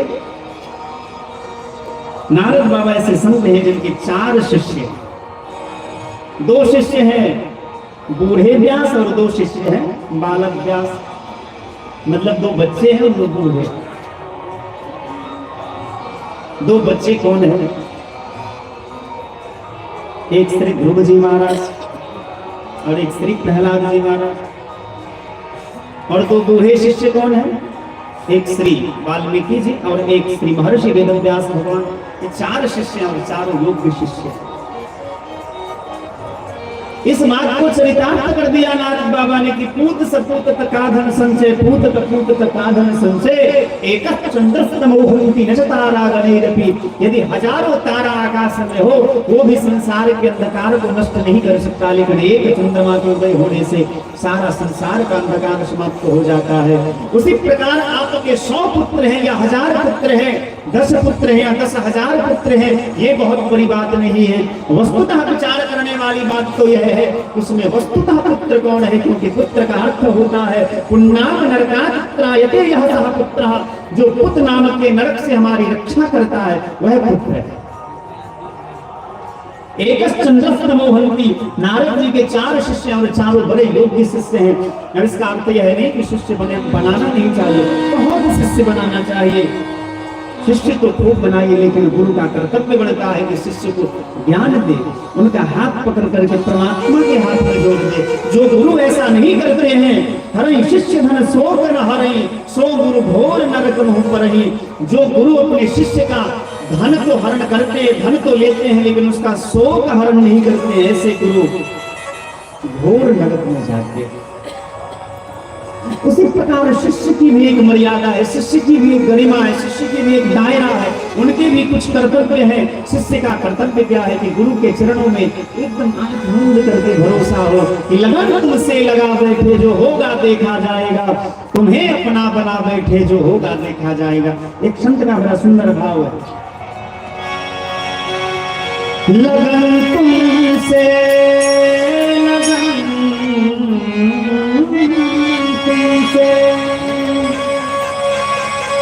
लगन तुमसे लगा बैठे, जो होगा देखा जाएगा। लगन तुमसे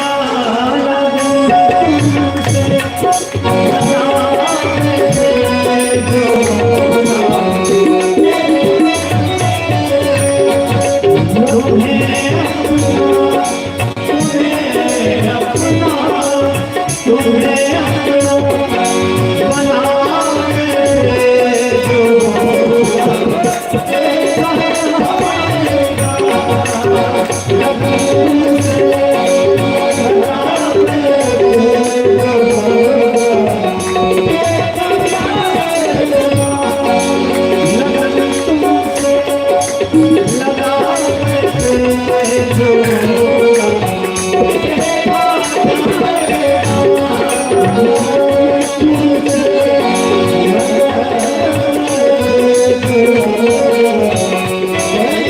जो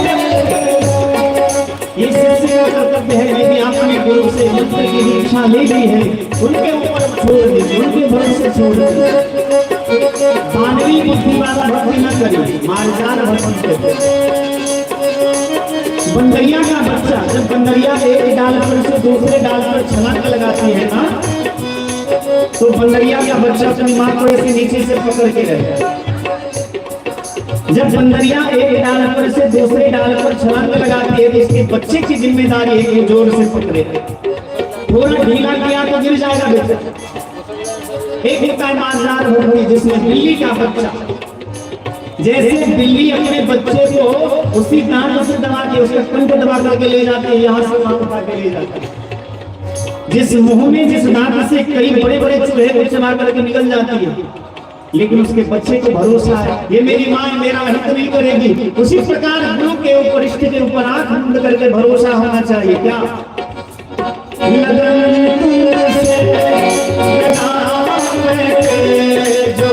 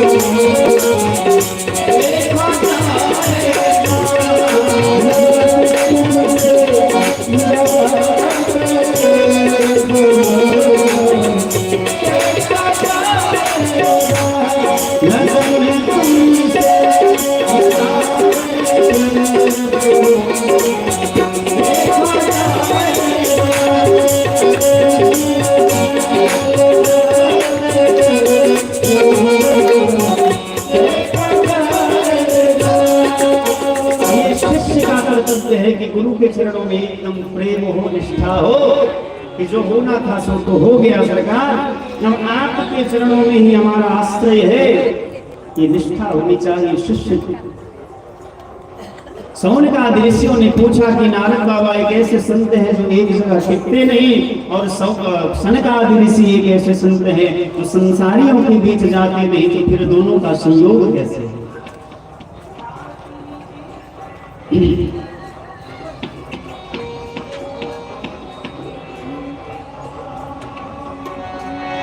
एकदा विशालायां चत्वारो ऋषयो मलाः सत्संगार्थं समागताः बद्री सुस्तत्र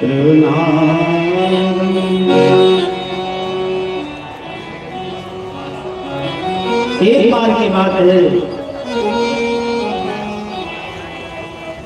विशालापुरी में बद्रिकाश्रम धाम। एकदा हि विशालायां चत्वारो ऋषयो मना। चारों ऋषि सनक, सनंदन, सनातन और सनक, इनको सनकादि ऋषि कहते। सबसे पहले संसार में यही आया। कई बार झगड़ा चलता रहता है कि पहले गृहस्थ हुए या पहले ब्रह्मचारी हुए। महात्माओं के बीच और गृहस्थों के बीच ये चलता रहता है कि पहले गृहस्थ हुए या पहले ब्रह्मचारी हुए। तो भैया हम तो कहते पहले ब्रह्मचारी हुए। हाँ, ये सच बात है कि गृहस्थ के घर से ही ब्रह्मचारी का भी जन्म हुआ। लेकिन जब हम सृष्टि क्रम को पढ़ेंगे, लाखों जी सृष्टि क्रम को पढ़ेंगे, जानेंगे, सुनेंगे, तो ब्रह्मा जी ने जहां से सृष्टि प्रारंभ की है ना, तो वहां सबसे पहले सनकादि ऋषि प्रकट हुए। इस न्याय से जहां से सृष्टि प्रारंभ हुई वहां से सबसे पहले ब्रह्मचारी सनकादि ऋषि ही पधारे। लेकिन जहां से मानवीय सृष्टि का विस्तार हुआ, जिस संसार में हम आप रहते हैं, वहां सबसे पहले गृहस्थ ही सबसे पहले मनुष्य कृपा हुई। इसलिए हम मानव कहलाते। मनो का प्रत्यन को माना इति मानव, मनु के हम संतान हैं, इसलिए मानव कहे जाते हैं। तो चारों भैया एक दिन सत्संग करने के लिए आए। कहा? बद्रिकाश्रम धाम में। लेकिन देखा क्या? बद्री सुस्तत्र नारद जी दिखाई पड़ गए। अब नारद जी संत थे और संत को हर समय प्रसन्न रहना चाहिए। भैया जो दुखी हो जाए वो संत का है। संत तो वही होंगे जो प्रसन्न रहते हैं। और प्रसन्न क्यों रहते हैं संत? यही लगन तुमसे लगा बैठे, जो होगा देखा जाए। वो भगवान को ही सब कुछ मानते। जैसे रखे राम जी रहना चाहिए, मान अपमान सब सहना चाहिए। तो संत इसलिए प्रसन्न रहते हैं कि जो कुछ भी होता है वो राम जी की मर्जी समझते हैं। हम इसलिए दुखी रहते हैं क्योंकि अच्छा होता है तो अपने आप को श्रेय देते हैं कि हमने ये अच्छा किया, बुरा होता है तो कहते हैं भगवान को ऐसा नहीं करना चाहिए। अरे ससुरा, भगवान का ठेका ले रखते हो क्या? अच्छा हुआ तो हमने ऐसा किया और कुछ बुरा हो गया तो भगवान को ऐसा नहीं करना चाहिए। अरे भगवान वही करते हैं जो भगवान को करना चाहिए, और भगवान जो करते हैं अच्छा ही करते हैं। भगवान कभी बुरा कर ही नहीं सकते, क्योंकि भगवान स्वयं बुरे नहीं हैं। हम संसार के लोग अच्छे हैं और बुरे दोनों हैं, इसलिए हमसे अच्छे भी कर्म होते हैं, बुरे भी कर्म होते हैं। पर भगवान से कुछ बुरा नहीं हो सकता, क्योंकि वो बुरे नहीं है, वो अच्छे ही हैं। इसलिए भगवान से कुछ बुरा नहीं होता। लेकिन संसार के लोग भगवान विधाता को दोष देते हैं कि भगवान को ऐसा नहीं करना चाहिए था, भगवान ने ये जो किया सो उचित नहीं किया। अरे भगवान सब कुछ उचित ही करते हैं, भगवान कुछ भी अनुचित नहीं करते। इसलिए संत प्रसन्न रहते। पर नारद बाबा आज उदास दिखाई पड़ते। त्वरितं गम्यते कुत्र कुतश्चागमनं तव। नारद जी से सनकादि से पूछते, त्वरितं गम्यते कुत्र, त्वरितं गम्यते कुत्र, इतना जल्दी जल्दी कहाँ जा रहे हैं? कुतश्चागमनं तव, और कहाँ से आ रहे हैं? नारद जी आप तो संत हैं, आप तो महात्मा हैं, आपका मुखमंडल पर उदासी क्यों छाई हुई? आप उदास क्यों है? और गतवित्तो यथा जन, जैसे किसी धनवान व्यक्ति का सारा धन किसी ने लूट लिया हो और वो दुखी हो जाता है, उसी प्रकार लगता है कि आपका किसी ने सब कुछ लूट लिया और आप दुखी हो। पर नारद जी आपको दुखी नहीं होना चाहिए। क्यों? क्योंकि आपका धन क्या है? हमारो धन राधा श्री राधा, श्री राधा हमारो धन राधा, श्री राधा, श्री राधा हमारो धन राधा, श्री राधा।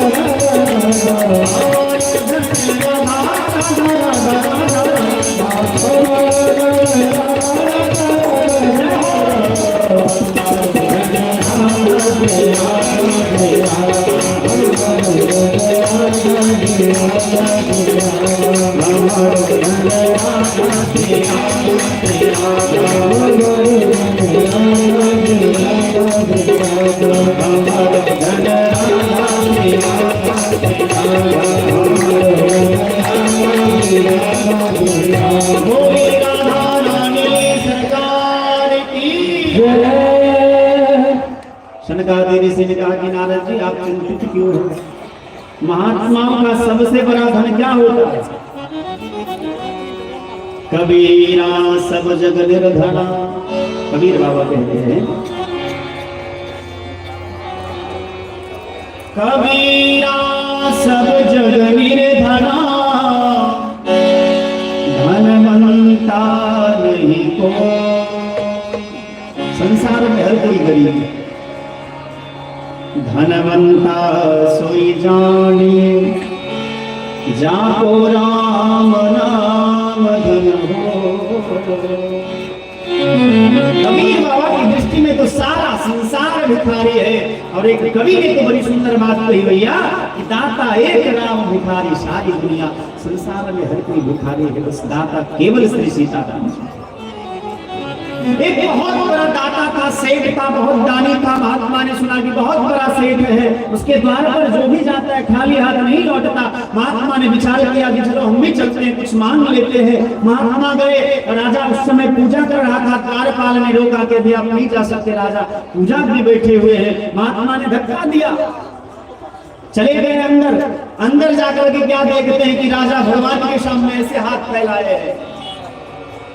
महात्मा सीधे पीछे लौटा है, बिना कुछ कहे सुने।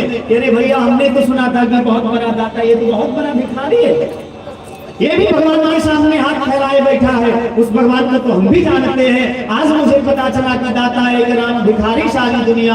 इसीलिए कबीर बाबा ने कहा कि कबीरा सब जग निर्धना, धनवंता नहीं कोई। धनवंता सोई जाने, जाको राम नाम धन होए। आपने जीवन में राम नाम कितना जपा, आप जीवन में कितना राम नाम जपते हैं, ये बड़ी बात है। आपकी अपनी संपत्ति, निजी संपत्ति जो है वही है। आपको जो विरासत में मिला है वो तो पैतृक संपत्ति है। आज आप उसके केवल जब तक है तब तक आप भोग कर लीजिए। भैया आज के बाद जब आप चले जाएंगे तो इसका मालिक कोई और हो जाएगा। आपके आने से पहले इसका मालिक कोई और था, आपके चले जाने के बाद भी इसका मालिक कोई और हो जाएगा। आपका देह जब तक है, उस देह में भी जब तक परमात्मा बैठे हैं तब तक आप उसके नाम मात्र के मालिक हैं। आपका इसमें वास्तविक धन क्या है? तो कवितावली में बड़ा सुंदर हमको स्मरण आया, तो सामने पुस्तक में दिखाई दिया। तुलसी बाबा कवितावली में लिखते हैं, राम बिहारी मरा जपते, बिगड़ी सुधरी कवि को किल की। नाम ही ते गज की गणिका, जा मिलती चल गए चल चू। नाम प्रताप बड़े कुसमाज, बजाई रही पति को पांडु बधू। ताप फलो अजुहू तुलसी जही, प्रीति प्रतीत दुई। आखर तो ताको भलो अजहू तुलसी। तुलसी बाबा कहते हैं जे प्रीति प्रतीत है आखर दो की माने राम में दो अक्षर है रा और म। इस रा और म में जिसको प्रीति है और प्रतीति है, प्रीति माने प्रेम और प्रतीति माने विश्वास, क्योंकि बिनु विश्वास भगत नहीं ते बिनु द्रवहि न राम। जब तक विश्वास नहीं होगा तब तक भगवान द्रवित नहीं होंगे। और प्रीति बिना नहीं भगत दृढ़ाय। जब तक प्रीति नहीं होगी तब तक भगवान के चरण में दृढ़ भक्ति नहीं होगी। भक्ति तो होगी, आप जब तक कथा सुनते रहेंगे तब तक आपको सारा संसार सुनना लगेगा, आंख से आंसू भी बहेंगे, नाचने का मन करेगा, गाने का मन करेगा, पागल जैसी वृत्ति हो सकती है, ये कथा की महिमा है। लेकिन निरंतरता बनी रहने के लिए आपको भगवान के चरणों में प्रीति जोड़नी होगी। जब तक प्रेम नहीं होगा, प्रीति बिना नहीं भक्ति दृढ़ाई। दृढ़ भक्ति प्रीति के बिना नहीं हो सकती है भैया। जब तक भगवान श्री सीताराम जी से प्रेम नहीं होगा तब तक आपकी भक्ति सब दिन के लिए नहीं हो सकती है, कुछ क्षण के लिए आ सकती है। ये कथा की महिमा। ताको भलो अजहू तुलसी जेहि प्रीति प्रतीत है आखर दो। जिनको दो अक्षर में रा और म में प्रीति है और प्रतीत है, मतलब प्रेम है और विश्वास है, उनका आज भी भला होता है। सनकादिक ऋषियों ने नारायण बाबा से कहा कि आप तो ऐसे दुखी हो रहे जैसे आपका किसी ने सब कुछ लूट लिया है, लेकिन संत का जो धन है, क्या धन है? कबीरा सब जग धना धनवंता नहीं कोई, धनवंता सोई जानिए जाको राम नाम धन हो। याद रखना भैया, संत जो कहते हैं ना उनका अनुभव का ज्ञान होता है। हम लोग किताबी भाषा पढ़ करके कह सकते हैं, हमें जितनी प्रीति होगी, जितनी प्रतीति होगी, जितना उत्कट भक्ति होगी, उत्कृष्ट भक्ति होगी, हमारी वाणी उतनी सुस्पष्ट होगी, सुव्यवस्थित होगी, सुसंस्कृत होगी, सुसज्जित होगी, सुअलंकृत होगी। लेकिन संतों की जो वाणी होती है बड़ी अद्भुत होती है।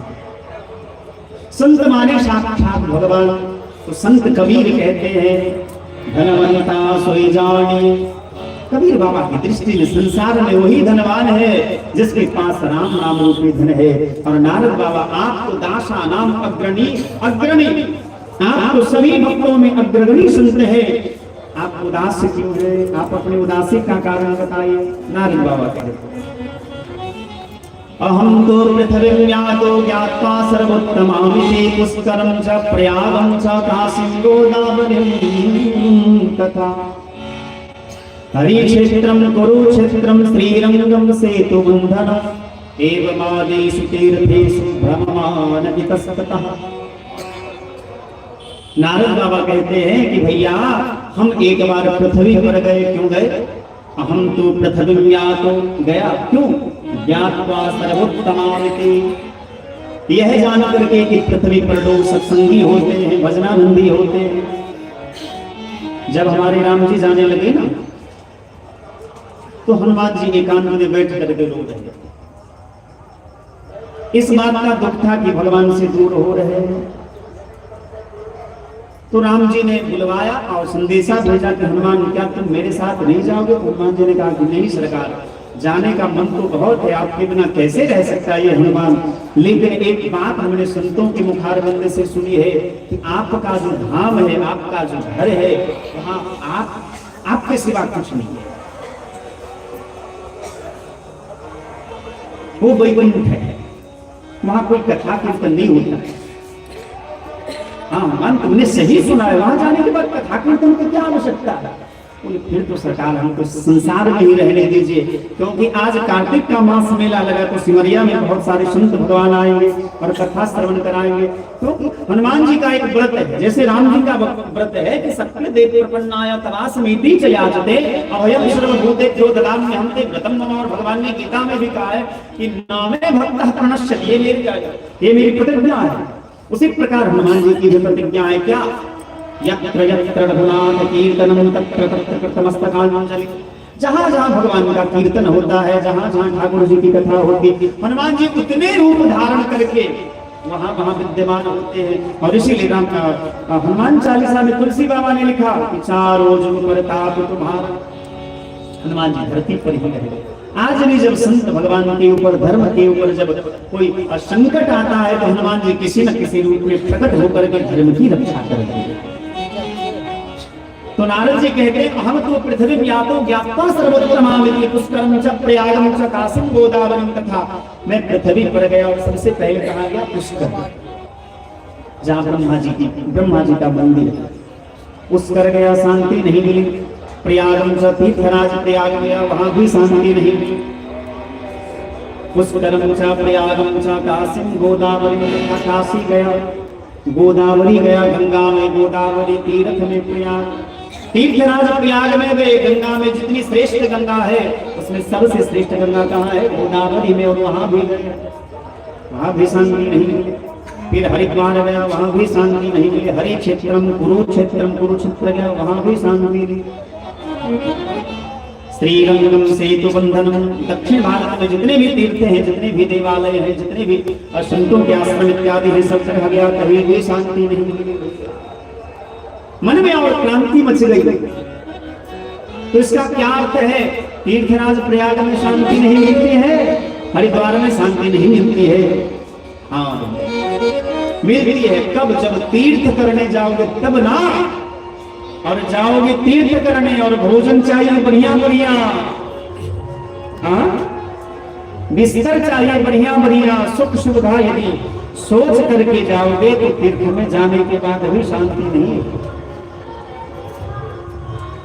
यदि तीर्थ में कामी लोग रहने लगे, तीर्थ में क्रोधी लोग रहने लगे, लोभी रहने लगे, तो तीर्थ सारस्ततोगता, तीर्थ का सार भी समाप्त हो जाता, वहां भी शांति नहीं मिली।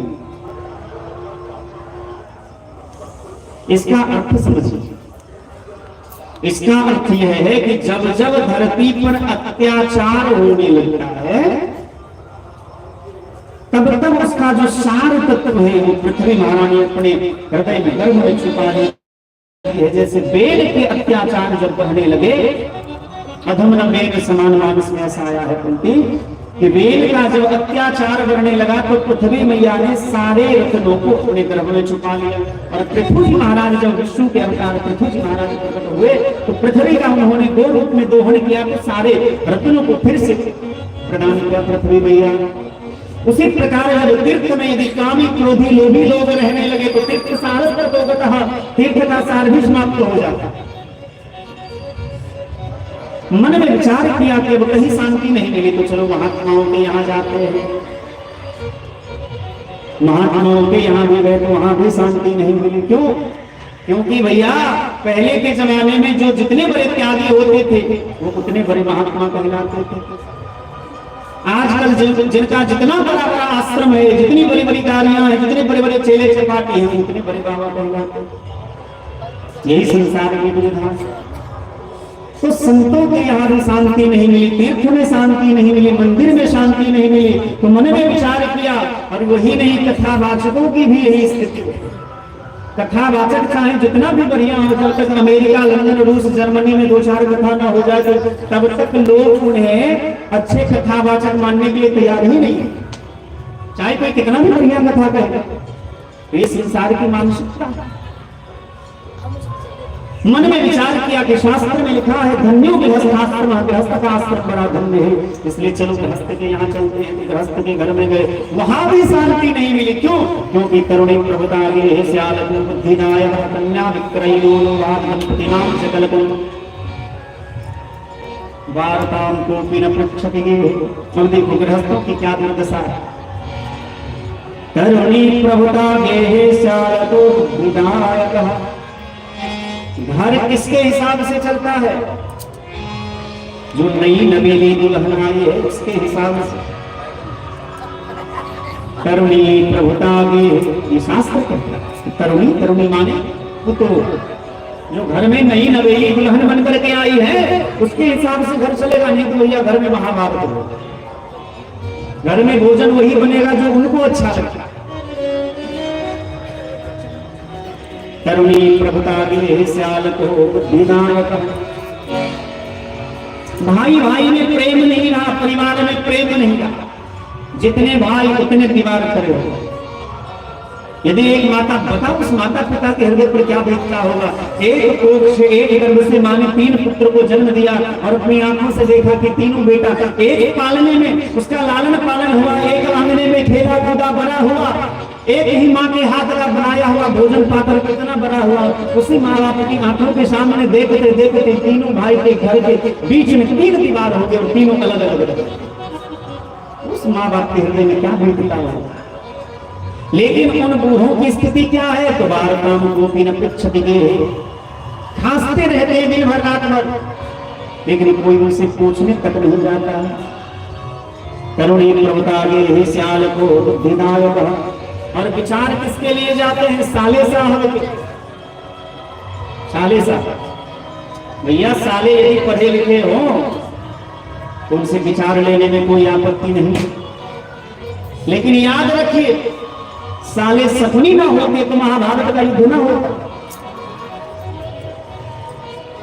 सपनी ना होते तो शायद महाभारत का युद्ध ना होता।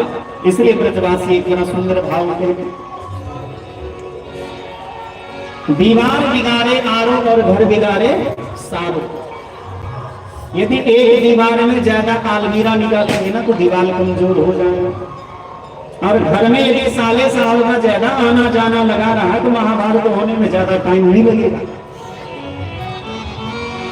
आजकल का प्यार भी बड़ा अजीब है। आजकल जब नए नए लोगों को प्यार होता है तो कहते आप तो चंद्रमुखी है हमारे लिए, तुझे ना देखो तो चैन मुझे आता नहीं। आजकल जब नया नया प्यार होता है तो लोग यही गीत गाते हैं, उसको प्रपोज कर क्या पढ़नी चाहिए। लेकिन जब धीरे धीरे धीरे प्यार गहरा होता जाता है तो चंद्रमुखी से बेचारी क्या बन जाती है? सूरजमुखी। कल तक तो बड़ा अच्छा लग रहा था, रात रात भर जब तक बात ना हो तो नींद नहीं आती थी, भोजन अच्छा नहीं लगता था, कहीं मन नहीं लगता था। लेकिन जब कुछ दिन बीता तो वही चंद्रमुखी क्या बन गई? सूरजमुखी। अब उनकी बातों से जलन होने लगी, अच्छा नहीं लगता, पट्टा नहीं। एक बार पति पत्नी में झगड़ा हुआ। कई पति पत्नी ऐसे भी होते हैं जो रोज जब तक झगड़ा ना हो तब तक उनका भोजन ही हजम नहीं होता। तो बेचारा बहुत परेशान रहता था। दुनिया में तो खूब समझा देता था, लेकिन जब घर में आते थे तो घरवाली उनका खूब अच्छा से दवाई करते थे। तो सुना कि कहीं कोई बाबा जी हैं जो विभूति देते हैं, सब कुछ ठीक ठाक हो जाता। तो बेचारा पहुंच गए। अब बाबा जी के पास बड़ी लंबी लाइन लगी हुई थी, एक एक करके सब अपना दुखड़ा सुनाते थे। बाबा जी विभूति उठाते थे, ये जाओ भगवान की कृपा हो ठीक हो जाए। सब जाते थे, ठीक भी हो जाता था। बड़ी प्रतिष्ठा होने लगी बाबा जी।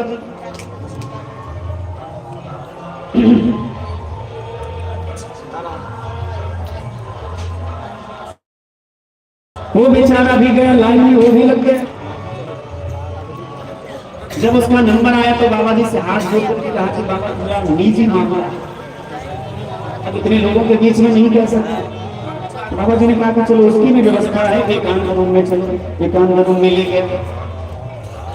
बाबा जी अपने मिथिला के ही घिसाए।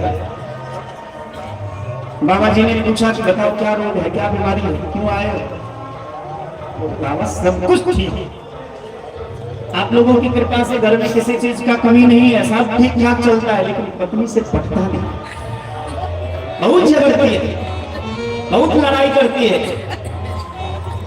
बाबा जी ने कहा कि क्षमा करना भैया, हम भी उसी के मारल बाबा जी बने हैं, इसका दवाई हमारे पास नहीं है, हमारा बहुत काम नहीं करेगा। हमको भी पत्नी बहुत झगड़ा करती थी, इसलिए हम बाबा जी सोचे बन जाए तो अच्छा। घर में हुआ खटपट, चल बाबा जी के मठ पर, और मठ पर लगा धक्का तो सबसे गृहस्थी पक्का है ना। आजकल कई लोग ऐसे भी बाबा जी बनते हैं कि घर में बढ़िया बढ़िया भोजन न मिले तो चलो बाबा जी के आश्रम में खूब बढ़िया बढ़िया भोजन मिलेगा, बाबा जी के साथ जाएंगे तो 200-400 रुपये दक्षिणा मिल ही जाएगी। अब भैया भोजन मिल जाए, दक्षिणा मिल जाए तो फिर क्यों ना बाबा जी बने। हाँ? लेकिन ऐसे बाबा जी जो बनते हैं ना बाबा जी रहते हैं ना गृहस्थ बन पाते, ना इधर के ना उधर के, बीच के रह जाते हैं। पर हमारे बिंदु गोस्वामी जी कहते हैं, दास रघुनाथ का नंद सुत का सखा, कुछ इधर भी रहा कुछ उधर भी रहा।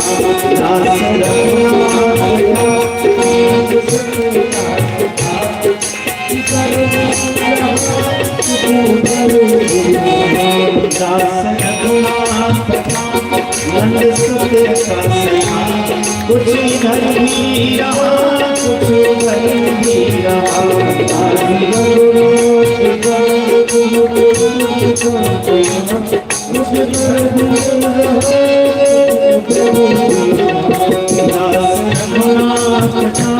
नंद सुत का सखा, कुछ इधर भी रहा कुछ उधर भी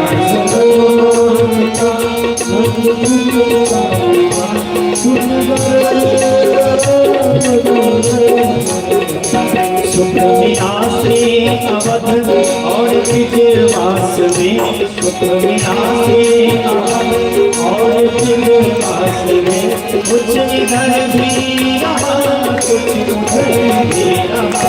कुछ इधर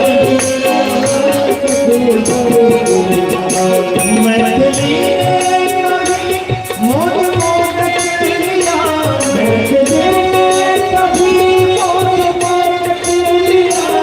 राधिका ने कभी गोद में लिया,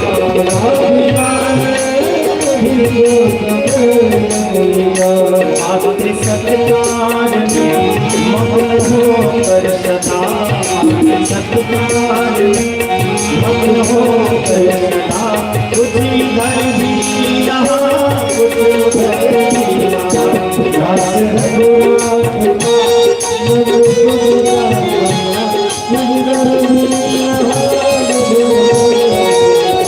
दास रघुनाथ का नंद सुत का सखा, कुछ इधर भी रहा कुछ उधर भी रहा।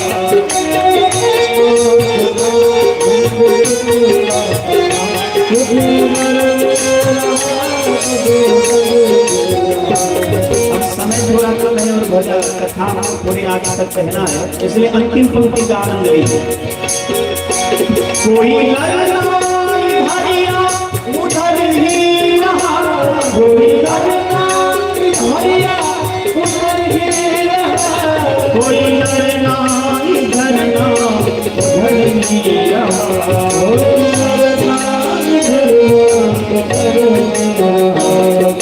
कुछ लोग होते हैं ना इधर के रहते हैं ना उधर के,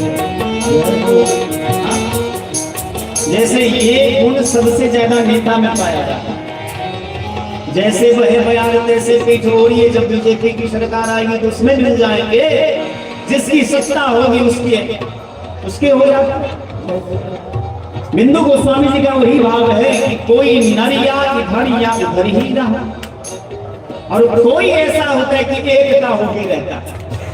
लेकिन बिंदु जी कहते हैं बिंदु दोनों तरफ ले रहा है मजा, बिंदु दोनों तरफ ले रहा है, बिंदु दोनों तरफ ले रहा है मजा, कुछ इधर भी रहा कुछ उधर भी रहा।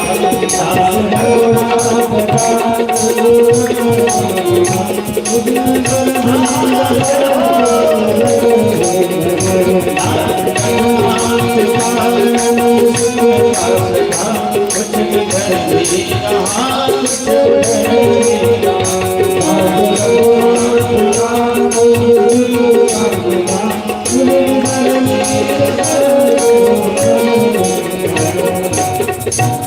कुछ लोग इधर के रहते हैं, कुछ लोग उधर के रहते हैं, और कुछ ना इधर के रहते हैं ना उधर के रहते हैं। लेकिन बिंदु दोनों तरफ ले रहा है मजा, कुछ इधर भी रहा कुछ उधर भी रहा। तो संतों के यहाँ शांति नहीं मिली, तीर्थ में शांति नहीं मिली, गृहस्थ के यहाँ शांति नहीं मिली। क्यों? क्योंकि तरुणी प्रभुता गे हे श्याल को बुद्धिदायक कन्या विक्रयिनो लोभाद दंपति नाम सकल कनम। आजकल दिन रात झगड़े होते रहते भैया, झगड़ा करना अच्छी बात नहीं है। जहाँ झगड़ा होते वहाँ शांति नहीं मिलती। अब तो नारद बाबा के मन में विचार आया कि अब करे तो क्या।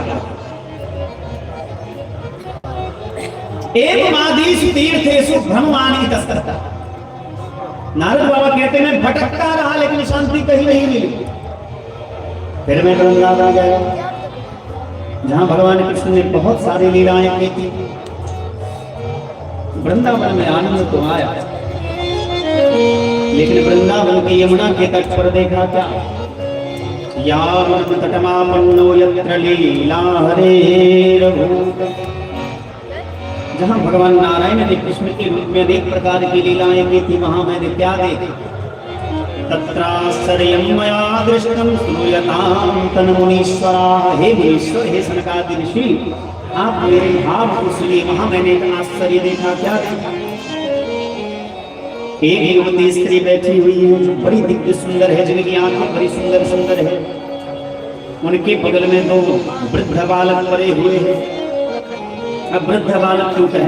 वृद्ध बालक इसलिए क्योंकि देखने से तो बालक जैसे लगते हैं, लेकिन जर्जर होकर के पड़े हुए दो वृद्ध पुरुष। चारों तरफ से बहुत सारी स्त्रियां उनको घेर करके खड़ी थी। कोई उनके आंसू पोंछ रही थी, कोई पंखा कर रही थी, कोई पानी पिला रही थी, कोई समझा रही थी। नारद बाबा संत है, और संत के हृदय में बड़ी करुणा होती है। नारद देखा विकल जयंता, लाज गया कोमल चित संता। संत का हृदय बड़ा कोमल है। मेरी अपनी भावना है कि संसार में तीन लोगों का हृदय बड़ा कोमल है। एक तो भगवान का, दूसरे संत का, और तीसरे मां का। इन तीन का हृदय बड़ा कोमल होता है। नारद जी को दया आ गई, लेकिन मन में विचार आया कि वहां मैं उन स्त्रियों के बीच में जाकर के क्या करूंगा, तो जाने लगे। पर भक्ति मैया ने देख लिया। भो भो साधोचनम तिष्ठा मच्चिंता मपिनाशय। हे साधु भगवान, हे संत भगवान, एक बार हमारी तरफ भी देखिए ना। दर्शनम तव लोकस्य सर्वथा हरम पर। आपके दर्शन करने मात्र से सभी प्रकार के पाप नष्ट हो जाते हैं। संत का दर्शन करना चाहिए, संत के चरणामृत लेने चाहिए, संत को प्रणाम करना चाहिए, और संत के चरण जो धूल है, चरण के जो रज है, उनको अपने सिर पर लगाना चाहिए। क्योंकि सर्वथाग हरम परम, सभी प्रकार के पापों की, सभी प्रकार के पाप नष्ट हो जाते हैं। नारद बाबा आते पूछते हैं, काशी तुम का विमोचे मां नार्यः का पद्मलोचनम। हे सुंदर सुंदर आंख वाली, आप कौन हैं? और ये सुंदर सुंदर आंख वाले स्त्रियां कौन हैं? ये दोनों पुरुष कौन है? भक्ति मैया कहती है, हम भक्ति विख्याता इमो मे तनयो मतो। मैं भक्ति हूँ, ये दोनों मेरे पुत्र हैं। उत्पन्ना द्रविडेशा, हम द्रविड़ देश में हम उत्पन्न हुई। वृद्धम कर्नाटके गता, और कर्नाटक में मैं बड़ी हूँ।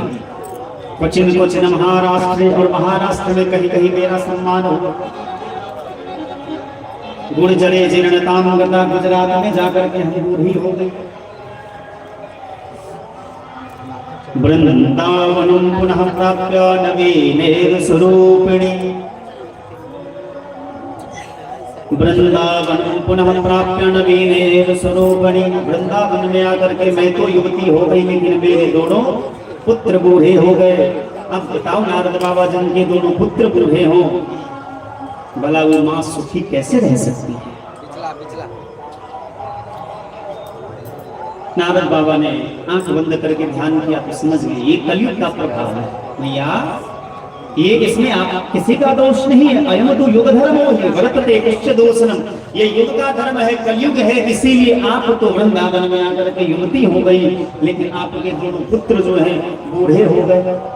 लेकिन चिंता न करिए, तुम तो भक्ति प्रिया सततम प्राण तो धिकातया हो तस्तु भगवान याति नीच गृहेषु। आप भगवान की प्रियतमा है, आपके आह्वान करने मात्र से भगवान नीच के घर में भी चले जाते हैं।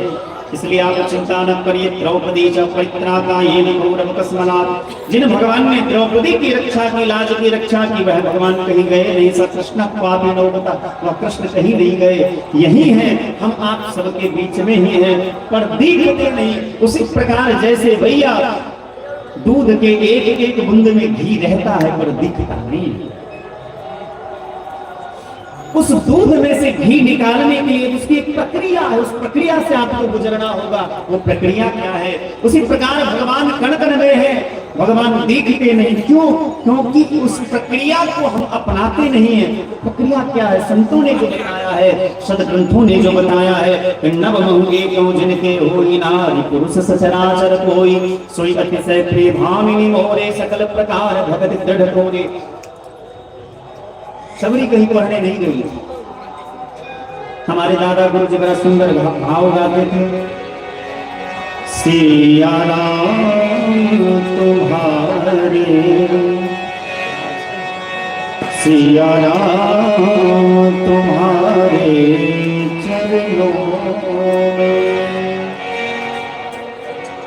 यदि प्यार किसी का हो जाए चारों की तो बात ही क्या है, संसार उसी का हो जाए, सिया राम तुम्हारे चरणों में। हमारे शाकीर वासी परम पूज्य श्री श्री 108 श्री गाहर सरकार का देह तो नहीं रहा, लेकिन मुझे लगता है कि आज इस सिमरिया में जितने भी कल्पवासी आए होंगे, सबके हृदय में विराजमान होंगे। उनके चरणों में और उनके आशीर्वाद से ही यह श्रवण मास भी आज मां गंगा की कथा सुना रहा है।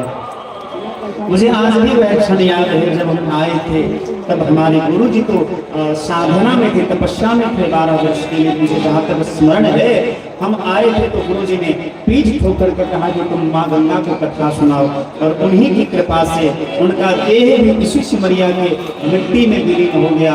ऐसे गाहर सरकार यही विद्यमान होंगे, हम आप सबके सामने विद्यमान होंगे। उनके चरणों में साष्टांग दंडवत हम करते हैं। कभी उनका स्मरण हो आया, उनका बड़ा सुंदर भाव होता है, सिया राम तुम्हारे चरणों, यदि प्यार किसी का हो जाए, सिया राम तुम्हारे चरणों, यदि प्यार किसी का हो जाए, तो चारों की तो क्या दो चारों की तो संसार उसी का हो जाए,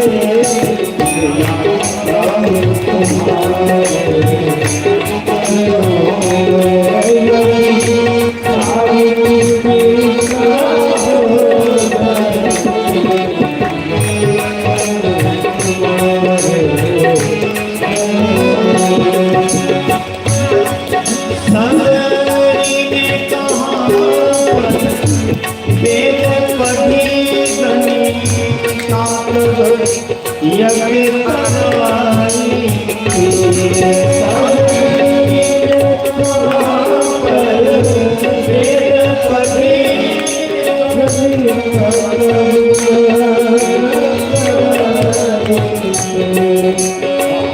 मैं उनके जैसा तो नहीं गा सकता, क्योंकि मुझे लगता है कि उनके जैसा पूरे संसार में कोई नहीं गा सकता। जब कोई संत गाते हैं तो हृदय से गाते हैं, और जब कोई गायक गाता है तो राग से गाता है। संत गाते हैं तो अनुराग से गाते हैं, और संसार के लोग गाते हैं तो राग से गाते हैं। यही अंतर है। सबने कहा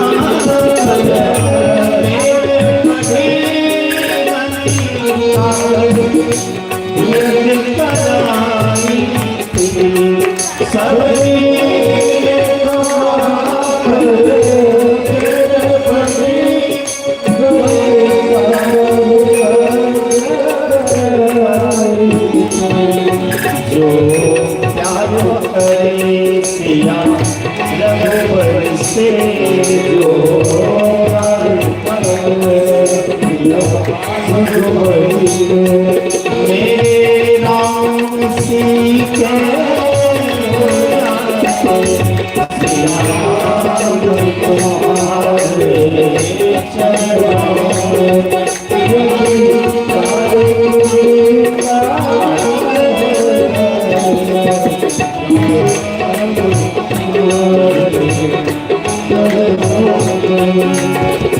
हमारे दादा तो जी बार बार कहते थे कि दुनिया में हर कोई रूठ जाए तो ज्यादा चिंता मत कर, क्योंकि दुनिया स्वार्थी होता है, स्वार्थ के कारण कुछ होता है, दुखी होता है, रिश्ता रखता है, बिगाड़ता है, लेकिन भगवान कभी ना रूठे इसका ध्यान रखें। क्योंकि भगवान जब रूठ जाते हैं तो इस देह से निकल जाते हैं। जब देह से ठाकुर जी निकल जाए ना तो संसार में चाहे कोई कितना भी प्रेम करने वाला हो, आपको अपने हृदय से लगा के नहीं रख सकता। दो चार घूमने के अलावा हर कोई अंत में आपको जला देगा, मिला देगा मिट्टी में। इसलिए भगवान कभी ना रूठे, इस बात को सदैव याद रखें। माया के दीवानों शिक्षा लो, उस प्रेम दीवानी मीरा से। माया के दीवानों शिक्षा लो, उस प्रेम दीवानी मीरा से। माया के दीवानों शिक्षा लो, उस प्रेम दीवानी मीरा से।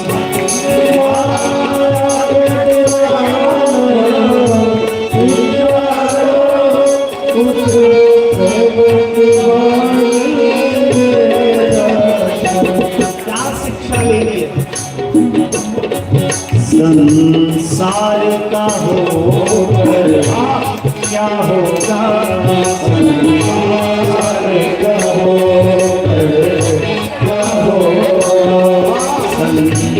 संसार का होकर क्या होगा, संसार का होकर क्या होगा। एक बार प्रभु का होता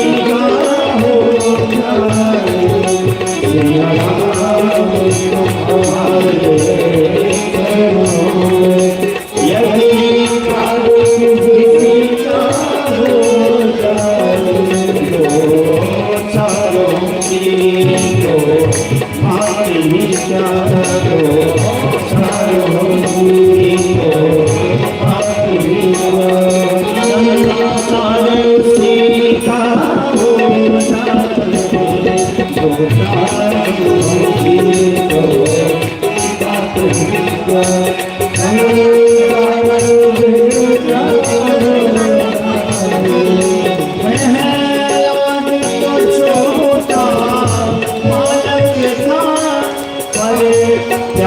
किया परमेश्वर से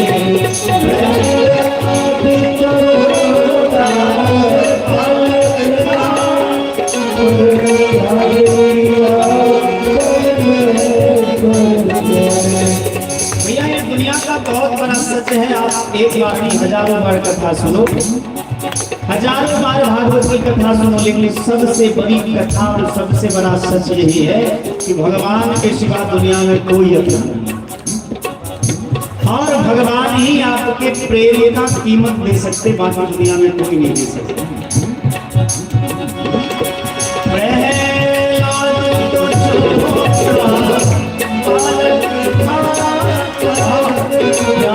किया परमेश्वर से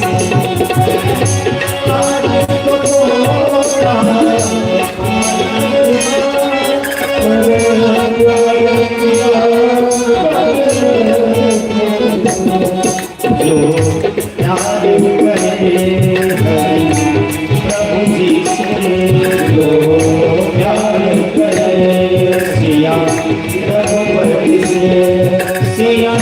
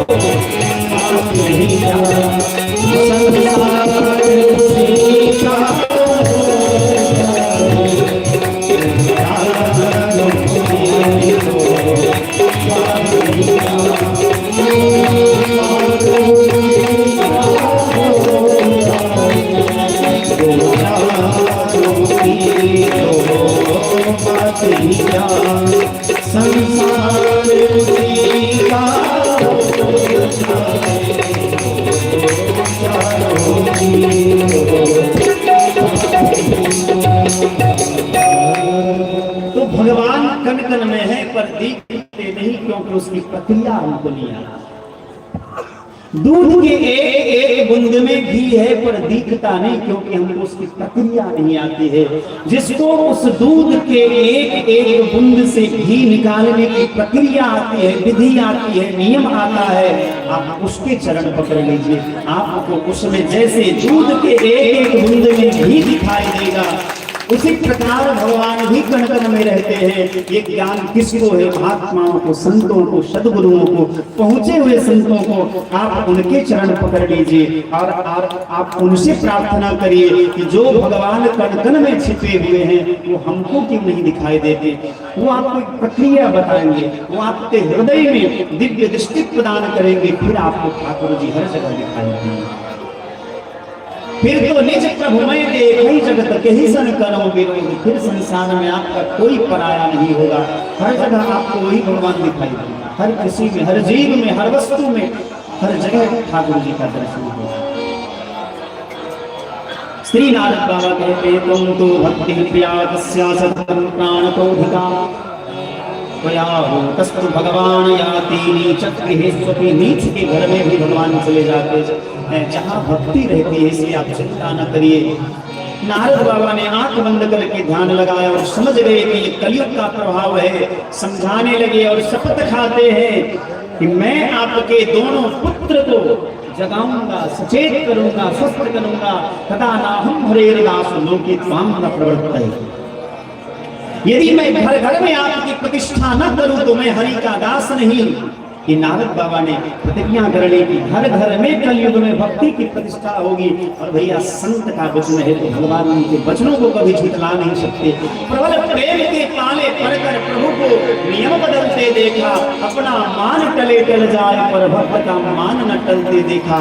तो नारद बाबा भगवान के परम प्रिय लाडले भक्त हैं और उनकी प्रतिज्ञा है कि कलयुग में लोग त्वाम न करो नहीं। और इसीलिए इस कलयुग में आज इतनी भक्ति होती है, नारद बाबा का प्रभाव है, उनकी प्रतिज्ञा का प्रभाव है कि आज इतनी कथा होती है, सत्संग होता है। ज्ञान वैराग्य के कान में जाकर के कहने लगे, एक ज्ञान रे वैराग्य उठो। अब ज्ञान भजन गाते हैं। उठ जाग मुसाफिर होए भाई, अब मुसाफिर होए भाई, हमने कहा जो सोवत है सो होवत है, जो जागत है सो पावत है, जो सोवत है सो होवत है, जो जागत है सो पावत है।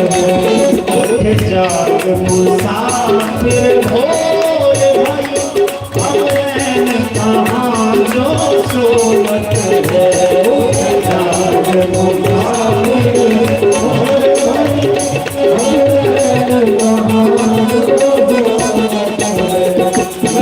कोई पाठ प्रारंभ होता था तो दादाजी यही गाते थे, जहां तक मुझे स्मरण है। इनका भाव मुझे अब समझ में कि 84 लाख योनियां हैं और 84 लाख योनियों में मानव योनि को छोड़ करके बाकी जितनी योनियां हैं उसमें जीव सोते रहे। जागने का मौका केवल इस मानव योनि को प्राप्त हुआ। उनका भाव होता था ये शरीर जो मिला है, यही तन कर फल विषय न भाई, भजिए राम सब काम विहाय। मतलब ये शरीर मानव का जो तन मिला है, ये भगवान का भजन करते हैं। ये शरीर योग के लिए मिला है। योग माने क्या होता है? जोड़ना। जोड़ना मतलब क्या?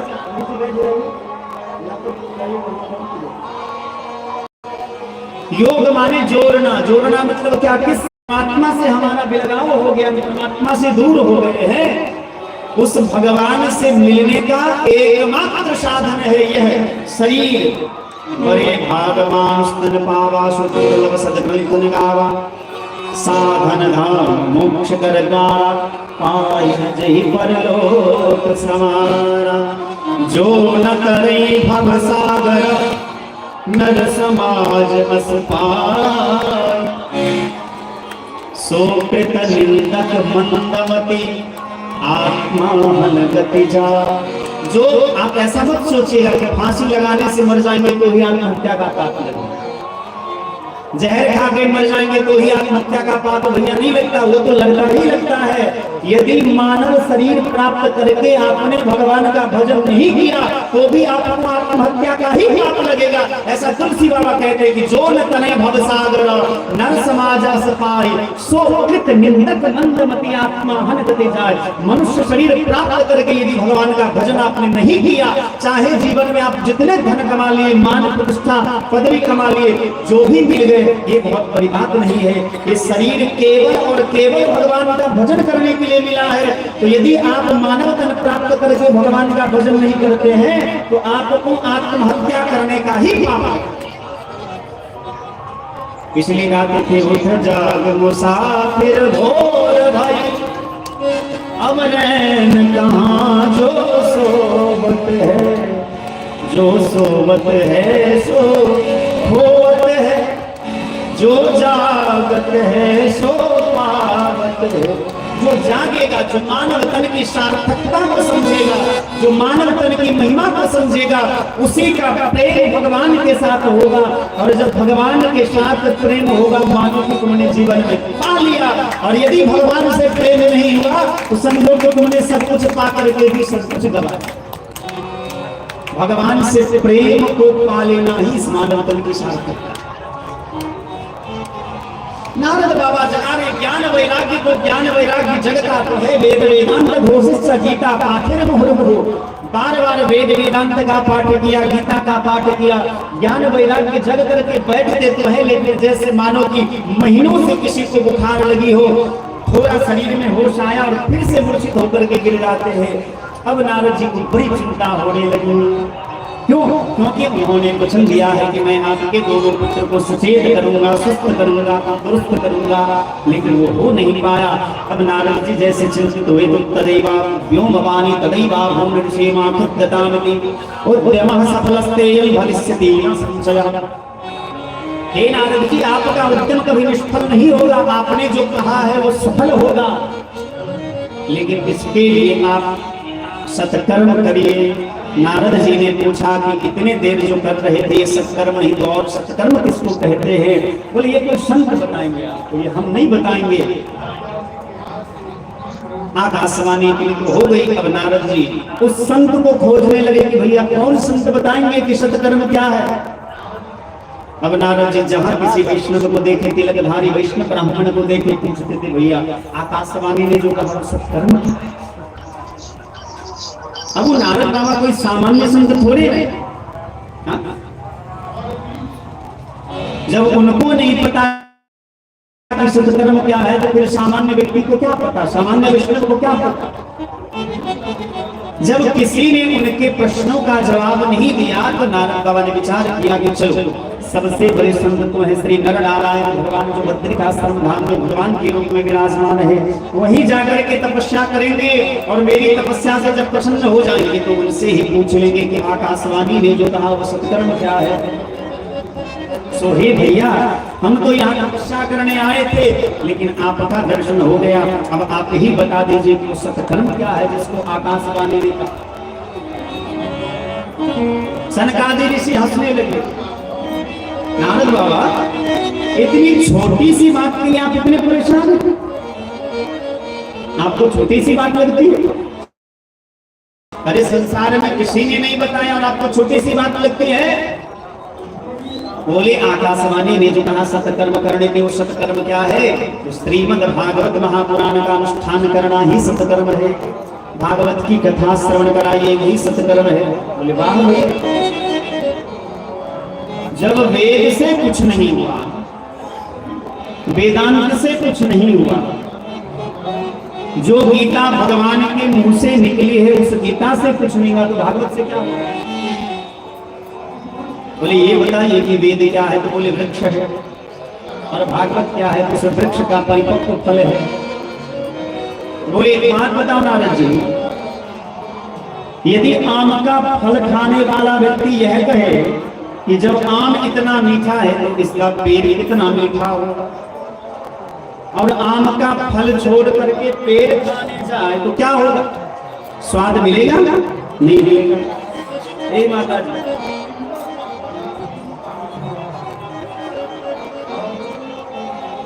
तो जो काम फल करेगा वो पेड़ नहीं कर सकता। दूध के एक बूंद में घी रहता है ये सभी जानते हैं, लेकिन जो काम घी करेगा वो दूध नहीं करेगा। गन्ना के एक गांठ में, जिसको हम लोग क्या कहते हैं, कुसियार, उसके एक गांठ में रस होता है और उसी के रस से शक्कर बनता है, लेकिन जो काम शक्कर करेगा वो गन्ना नहीं करेगा।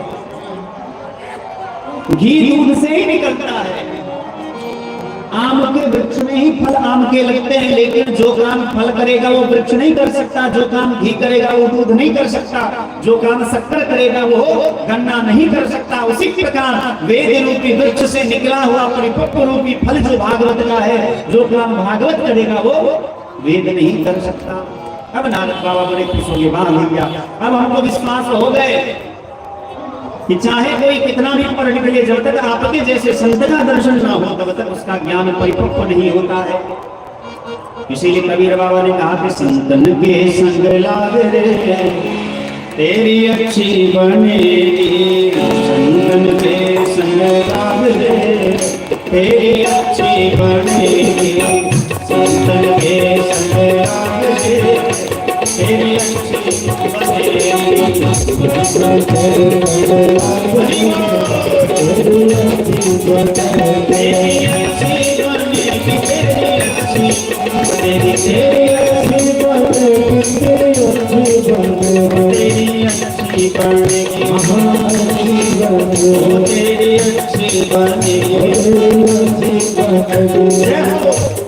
चरण अनुराग तेरी अच्छी बनेगी, संतन के संग लाग रे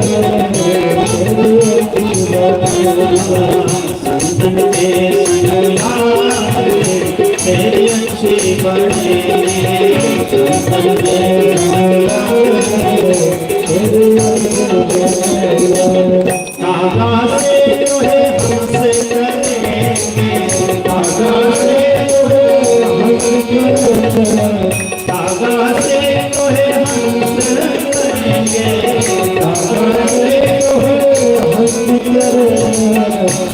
करते हैं?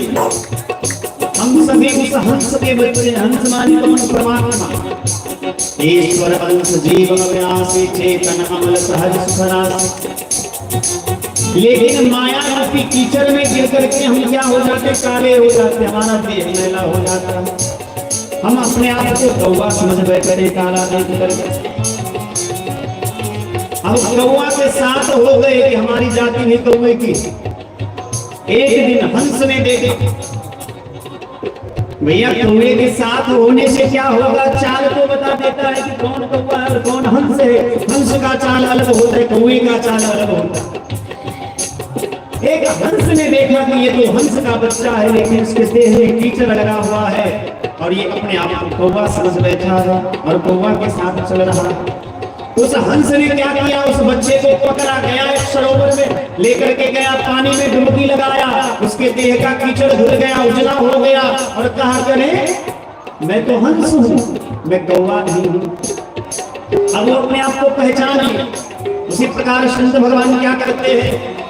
हम वस्तुतः तो भगवान के संत हैं, नित्य शुद्ध बद्ध हैं, लेकिन माया रूपी कीचड़ में पड़ जाने से हम अपने आप को क्या मानते हैं? दुखी है। वस्तुतः हम दुखी नहीं है।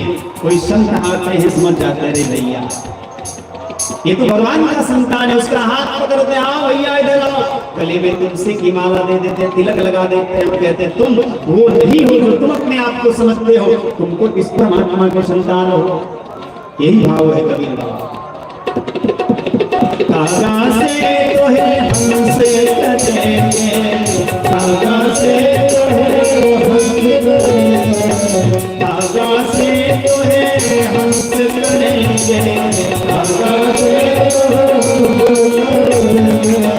मिट जाए बोले के दाग रे, मिट जाए बोले के दाग रे, मेरी अच्छी बनेगी चंदन के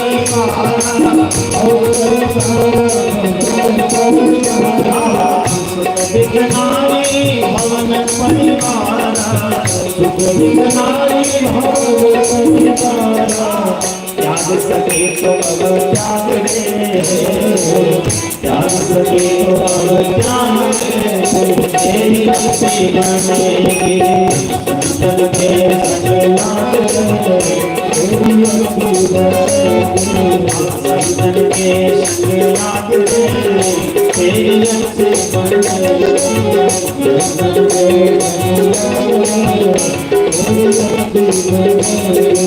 मोहनी सामे बहुत दिन सोए, मोहनी सामे बहुत दिन सोए, मोहनी सामे बहुत दिन सोए, मोहनी सामे बहुत दिन सोए, बहुत दिन सोए,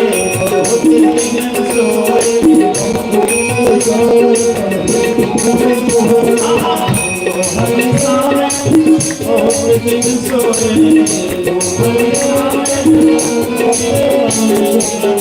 मोहनी सामे बहुत दिन सोए, मोहनी सामे बहुत दिन सोए, राम सके तो जागे, राम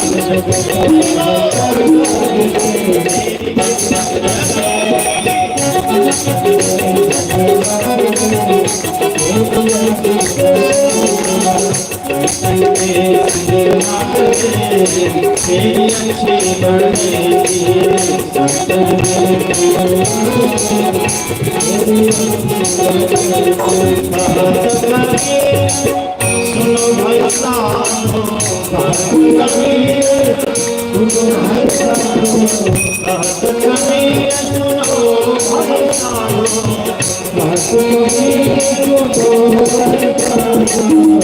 कबीर बाबा के सभी भजन में कबीर बाबा ये जरूर कहते हैं क्या कहत कबीर सुनो भाई साधो कबीर सुनो भाई साधो। एक संत भगवान कह रहे थे कि कबीर बाबा पक्ष लेते हैं किसका संत का साधु का और वो कहते हैं कि कहत कबीर सुनो भाई साधु सबको क्यों नहीं कहते।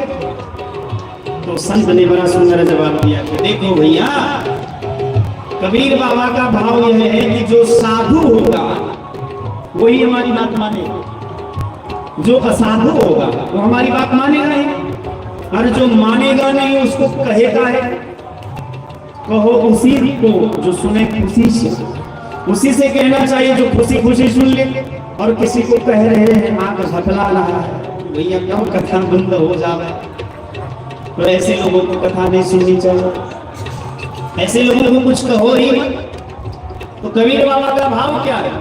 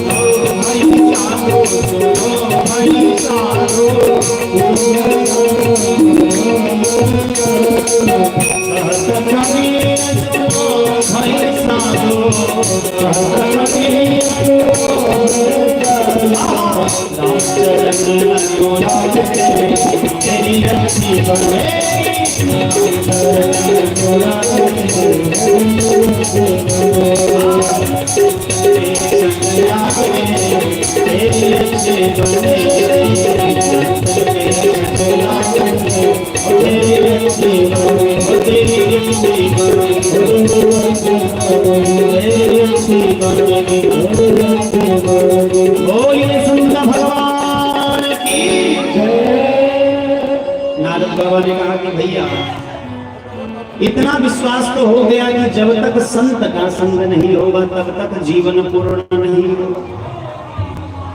अब आप ही भागवत की कथा सुना दीजिए। आजकल के लोगों को कथा करवाना हो तो 20 को कथावाचक से भेंट करते हैं कि आपका रेट क्या है, आपका रेट क्या है। आज भी एक व्यक्ति हमसे पूछ रहे थे कि आपसे यदि कोई कथा कराएगा तो कितना ले लेंगे।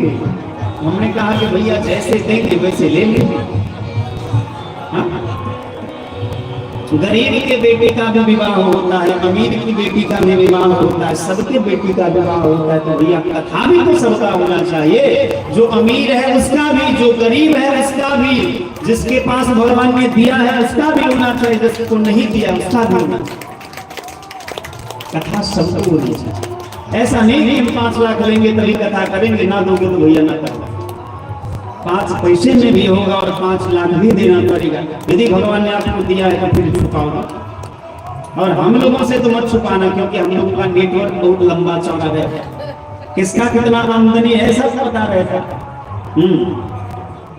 लेकिन हमारा भाव यह नहीं है कि आप हमको दे दीजिए, हमारे भाग्य में जो होगा वो जरूर आएगा, जो नहीं होगा वो नहीं आता। तो कहने का भाव यह है कि नारद बाबा ने कहा कि आप ही कथा सुना दीजिए, क्योंकि आपके जैसे संत कहाँ मिलेंगे। तो सनकादि ऋषि ऊपर से थोड़े नीचे आ जाते हैं, कहा हरिद्वार माँ गंगा के पावन तट पर। आजकल तो बहुत सारी व्यवस्था हो गई है, पंडाल लगता है, माइक है। अब यदि व्यवस्था ना हो तो भैया दूसरे माइक वाले को बुला लेते, कलाकार लोग रहते, बहुत सारे वाद्य यंत्र वाले रहते। आज तो बड़ी लंबी चौड़ी लिस्ट हो गई कथा करने की, लेकिन वह समय ऐसा था जहाँ केवल एक शुद्ध श्रोता होते थे और शुद्ध वक्ता होते थे। एक रामचरितमानस को भी पढ़ेंगे तो केवल एक ही जगह ऐसे हैं जहाँ बहुत सारे श्रोता है, बाकी जगह तो केवल एक श्रोता है। तुलसी बाबा यदि कथा कह रहे तो केवल उनका एक श्रोता है, क्या मन है। याज्ञवल्क्य ऋषि कथा कह रहे थे, इसको भरद्वाज ऋषि को, ऐसे तो बहुत सारे श्रोता थे लेकिन मुख्य श्रोता एक ही है। भगवान शिव कथा कह रहे हैं तो मैया पार्वतीश्वर ही है, लेकिन जहाँ श्री कागभूषुंडी जी कथा कह रहे हैं वृद्ध विहंगतः आए, वहां बहुत सारे श्रोता। तो यदि जीवन में एक श्रोता अच्छा मिल जाए तो फिर जीवन चकाचक हो जाएगा। कथावाचक को बड़ा आनंद आता है और श्रोता की भीड़ बहुत है और कोई सुन नहीं रहा है, सब टाइम पास कर रहा है तो कथा कहने में आनंद नहीं आता है।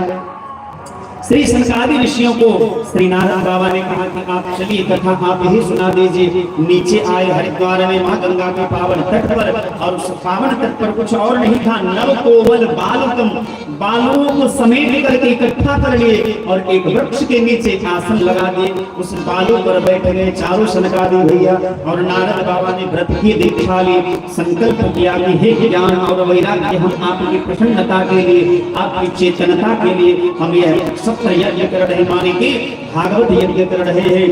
जैसे लोगों को पता चला कि मां गंगा के पावन तट पर भगवान श्री सनकादि ऋषि देवर्षि नारद को ज्ञान वैराग्य को जागृत करने के लिए, भक्ति को संतुष्ट करने के लिए सनकादि ऋषि कथा का आयोजन कर रहे, नारद बाबा करवा रहे हैं, तो सभी महात्माओं ने सोचा कि यह बात, यह समय बार बार नहीं आता, यह अवसर नहीं फिर मिलने का, सत्संग करो सत्संग करो, यह वक्त नहीं हिल डुलने का, सत्संग करो सत्संग करो। भैया ये मौका बार बार नहीं मिलता, कब किसको पता कि काल का कौन प्यारा हो जाए, कौन अगले साल यहाँ मिलेगा कौन न मिले। इसलिए भगवान ने यदि जीवन में कुछ श्लोक के समय दिया है, अच्छा समय दिया है, उसका भरपूर इस्तेमाल करना चाहिए, खूब बढ़िया से जीवन जीना चाहिए। एक संत ने कहा, भजन कर मस्त जवानी में बुढ़ापा किसने देखा है, भजन कर मस्त जवानी में बुढ़ापा किसने देखा है। हरि भजने हरि भजने हरि भजने कमोदा, हरि भजने हरि भजने हरि भजने कमोदा, हरि भजने हरि भजने का मौका है, हरि भजने हरि भजने भजन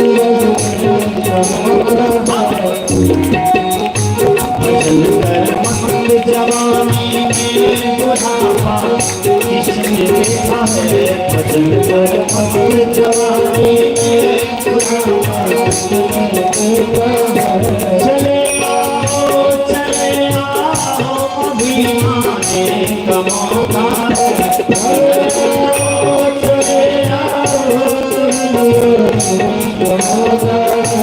चले आओ अभिमाने का मौका है, भजने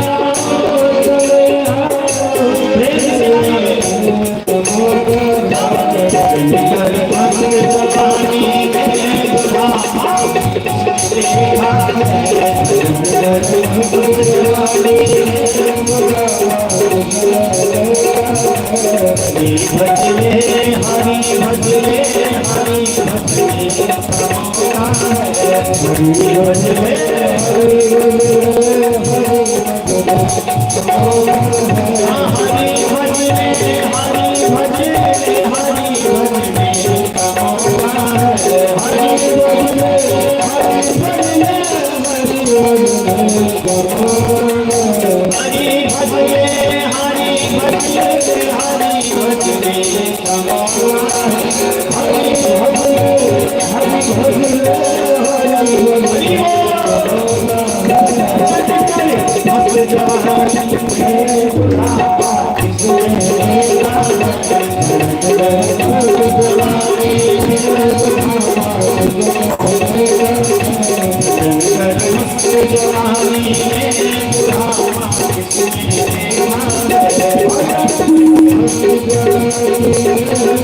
Thank you.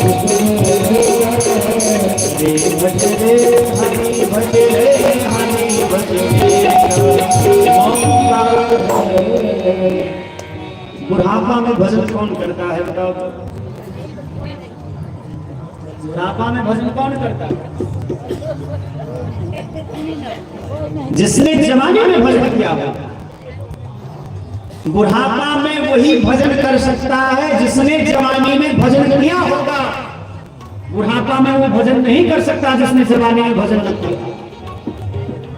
मन ही नहीं लगेगा, शरीर साथ नहीं देगा, मन भटकता फिरेगा, फिर भजन कैसे होगा बताओ? भजन का अर्थ तो है अपनी आत्मा को परमात्मा से मिला देना, अपने मन के तार को भगवान के चरणों से जोड़ देना, तब भजन का आनंद आता है। और ऐसे बैठे हैं राम नाम जप रहे, ध्यान कोई और है, तो ये भजन नहीं बस सुमिरन में कह सकते। माला ठोकर में फिरे, हम ये सुमिरन में कह सकते। ये मेरी अपनी भावना की, कोई इसको अन्यथा ना ले। भजन तो वही कर सकता है बुढ़ापा में जिसने जवानी में भजन किया हो, और जवानी में वही भजन कर सकता है जिसने बचपन में भजन किया हो, और बचपन में वही भजन कर सकता है जिसके माता पिता भजनानंदी होंगे, और माता पिता उसी के भजनानंदी होंगे जिस पर संत की कृपा होगी। जिस पर संत की कृपा नहीं होगी वो भजनानंदी नहीं हो सकता, वो भगवान का तो नहीं हो सकता। प्रहलाद तब भजनानंदी हुआ जब नारद जैसे संत की कृपा हुई उनकी माता की, ऐसे भजनानंदी नहीं होगा। तो बुढ़ापा में वही भजन करेगा जिसने जवानी में भजन किया हो, जवानी में वही भजन कर सकता है जिसने बचपन में भजन किया हो, और बचपन में वही भजनानंदी हो सकता है जिसके माता पिता भजनानंदी हो, और माता पिता उसी के भजनानंदी होंगे जिसके ऊपर संत की कृपा हो, जिसके घर में ठाकुर जी विराजमान होंगे। जैसे महात्माओं को, सदगृहस्थों को, संतों को पता चला कि हरिद्वार में कथा हो रही है, तो सभी महात्मा अपने अपने शिष्यों के साथ और गृहस्थ संत अपने अपने परिवार के साथ, बच्चों के साथ पधारने लगे। देवी देवताओं को पता चला कि हरिद्वार में कथा हो रही है, तो देवता लोग ऊपर से उतर करके नीचे हरिद्वार में आ गए। चारों वेद मूर्तिमान होकर के, 17 पुराण मूर्तिमान होकर के, 6 शास्त्र मूर्तिमान होकर के, 17 ऋषि मूर्तिमान होकर के, 33 कोटि प्रकार के जो देवता है सभी मूर्तिमान होकर के सदैव उपस्थित हुए, और सभी के लिए आसन की व्यवस्था हुई। देखते हरिद्वार का, मां गंगा का पावन तट जो है पूरा पूरा संतों के भीड़ से खचाखच हो गया, और पूरा संतमय वातावरण हो गया, भगवानमय हो गया। चारों तरफ भगवान ही भगवान दिखाई देने लगे। जैसे आज सिमरिया में चारों तरफ भगवत नाम कीर्तन हो रहा है, रामचरितमानस का पाठ हो रहा है, भागवत जी का पाठ हो रहा है, कीर्तन हो रहा है। जब आप सोएंगे तब भी कान में भगवान का नाम बजाएगा, जब आप जगेंगे तब भी भगवान का नाम बजाएगा कान में। यही तो संतों की महिमा है, यही तो भागवत जी की महिमा है, यही तो मां गंगा की महिमा है।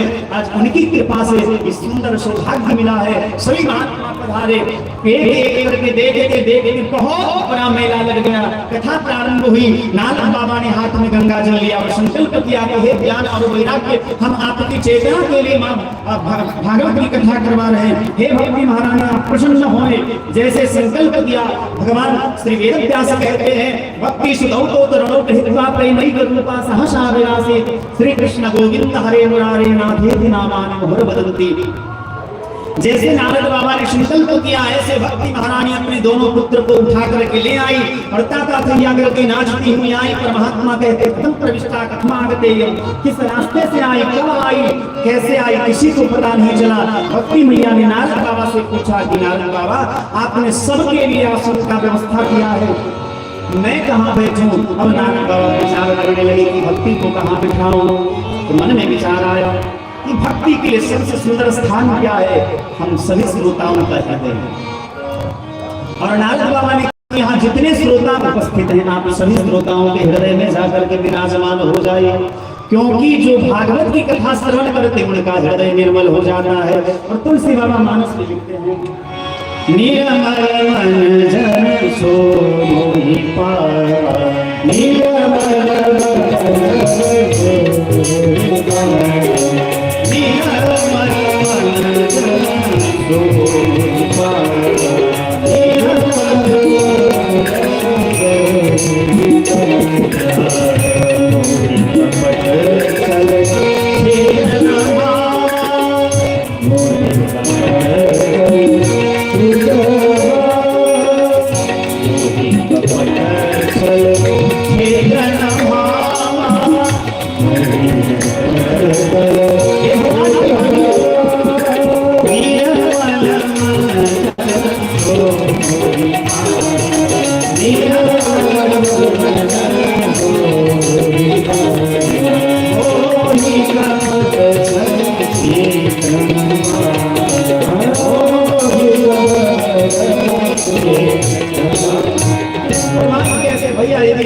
भंग करना है तो हृदय को धो लो, और हृदय धोएगा कैसे?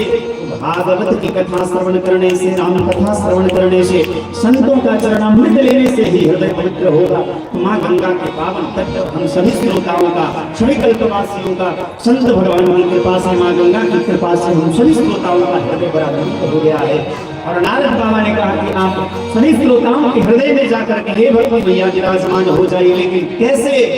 ज्ञान और वैराग्य के सहित। ज्ञान और वैराग्य के बिना की गई भक्ति जो होती है, मां जो होती है, भक्ति कभी भी ज्ञान पूर्वक करना चाहिए, वैराग्य पूर्वक करना चाहिए। बिना ज्ञान का, बिना वैराग्य की जो भक्ति होती है, वो मां जो होती है, सभी श्रोताओं के हृदय में जाकर के विराजमान हो गई भक्ति मैया।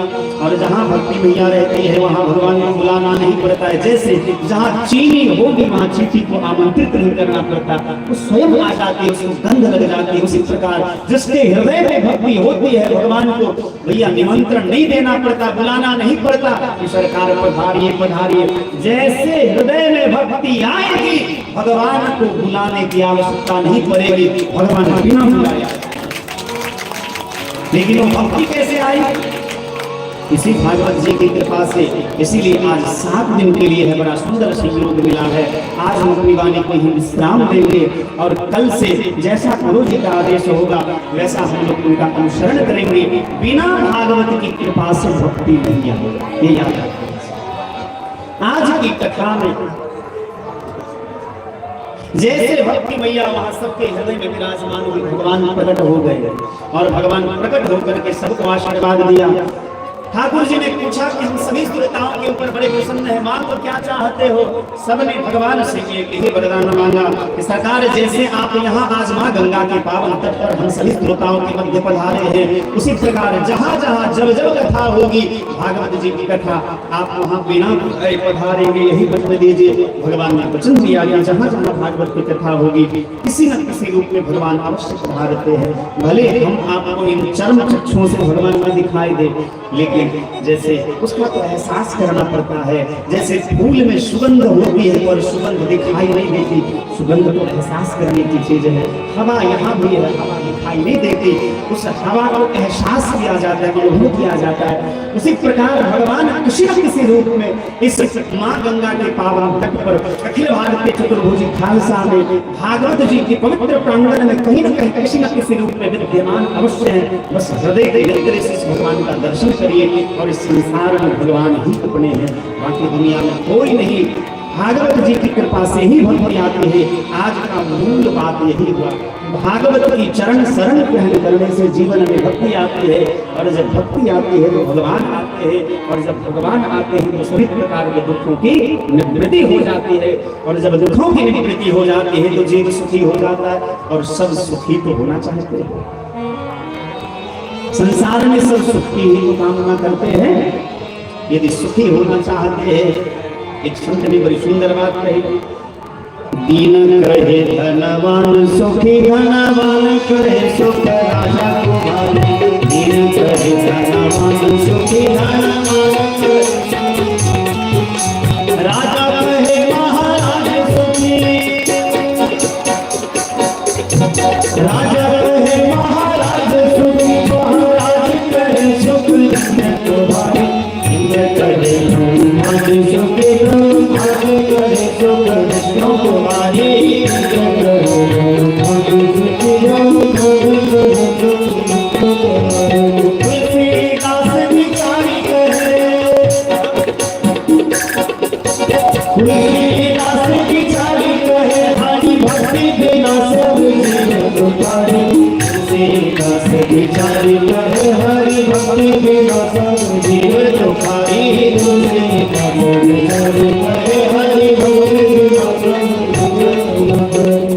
भैया आज की कथा का मूल मंत्र यह हुआ कि आप सुखी होना चाहते हैं तो पता है संसार में हर एक प्राणी सुख की कामना करता है, हर कोई सुख चाहता है। यदि किताब चाहिए तो किताब घर में जाना होगा, नमक चाहिए तो नमक की दुकान पर जाना होगा। उसी प्रकार सुख चाहिए तो जहां सुख का घर है, सुख स्वरूप भुवन सवन, भगवान राम जी के पास आना होगा। खाना होगा, सुख के घर है। और देखिए निष्ठा कितनी है तुलसी बाबा, उत्तरकांड में बड़ी सुंदर बात कह रहे हैं। तारायण बेनो से स्वामी, तारायण बेनो से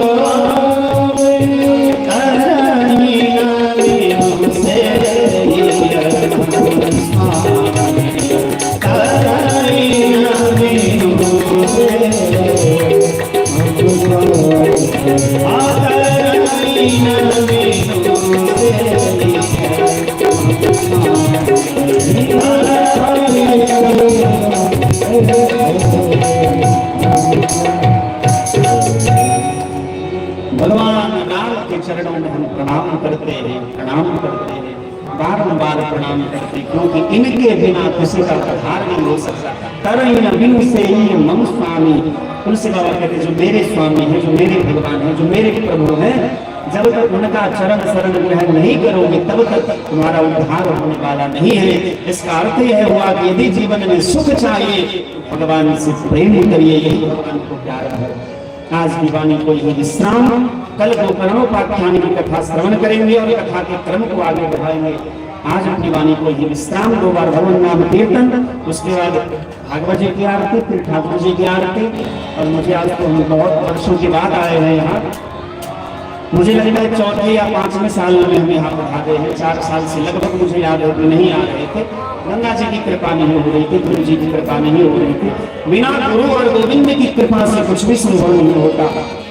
इस बार गुरु की भी कृपा हुई, गोविंद की भी कृपा हुई, माँ गंगा की भी कृपा हुई और आप लोगों की भी कृपा हुई। सबके आशीर्वाद से ही हम यहाँ आए हैं और आप लोगों के ही आशीर्वाद से कुछ कहने का सामर्थ्य है।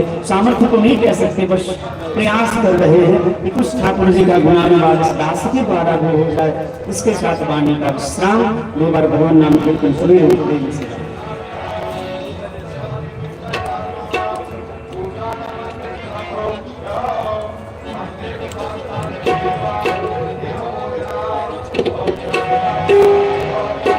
कल की कथा प्रातः काल में दोपहर से 2 बजे से प्रारंभ होगी और जब तक भगवान की इच्छा होगी तब तक चलेगी।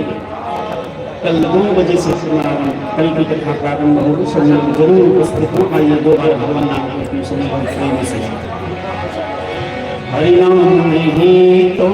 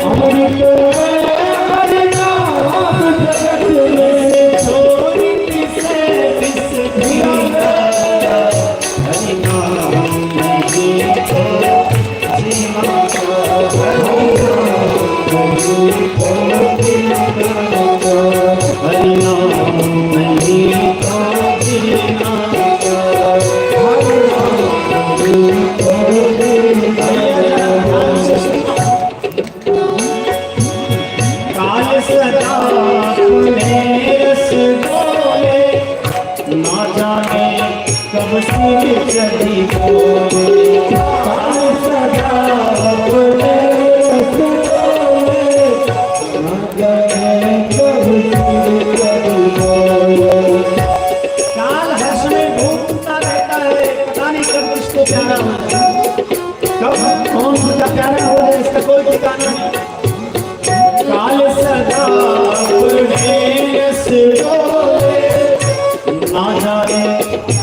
सिर चढ़ी ओरे काल सजा पड़े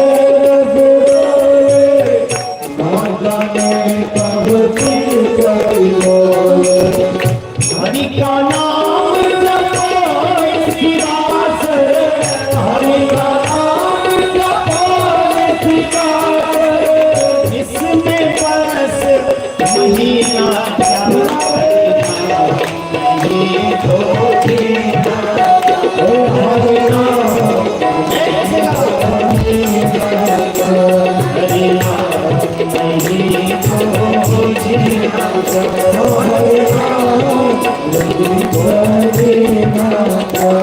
महीना ये तो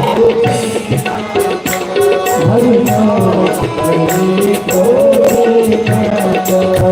इस संसार में काल घूमता रहता तीर्थ है हरि नाम तुम्हारा फिर क्यों फिरता हमारा तीर्थ है हरि नाम तुम्हारा फिर क्यों फिरता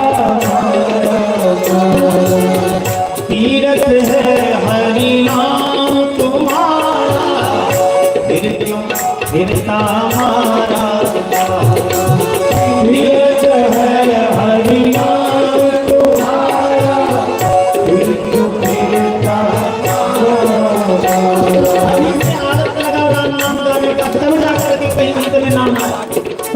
जन्म जन्म मुनि जगन कराही अंत नाम कहो। ये चर्चा का यहाँ मंच तो नहीं है, लेकिन हम अभी अभी हुआ है इसलिए चर्चा करना चाहते हैं। तो कल आपने देखा होगा हमारा देश और ऑस्ट्रेलिया का मुकाबला था, मैच विश्व कप चल रहा है। मुझे जहाँ तक पता है कल से पहले इंडिया मतलब भारत ने कभी नहीं हारा। यही है कि सर जी, हाँ इससे पहले कभी नहीं हारा, ससुरा कल आके हारे तो सारा किया कराया पानी में चला गया। उसी प्रकार भैया आदत लगाते रहो तब जाकर के जन्म जन्म मुनि जतन कराई अंजनाम तो आवत ना।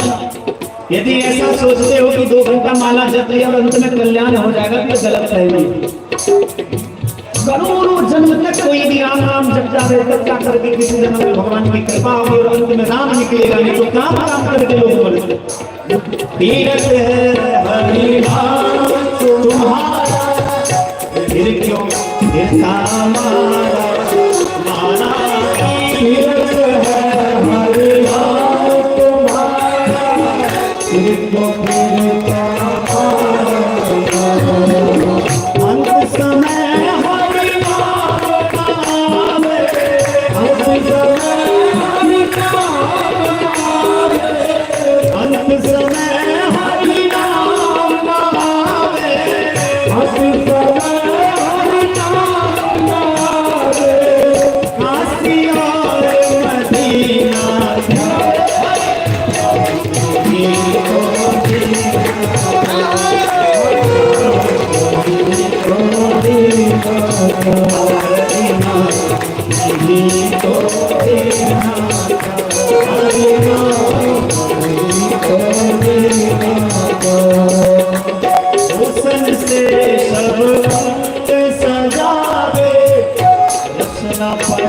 हरि नाम आवे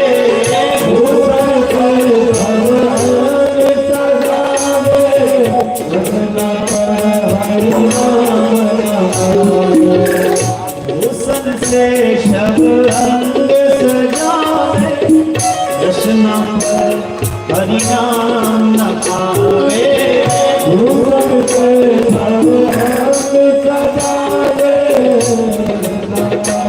अंग सजावे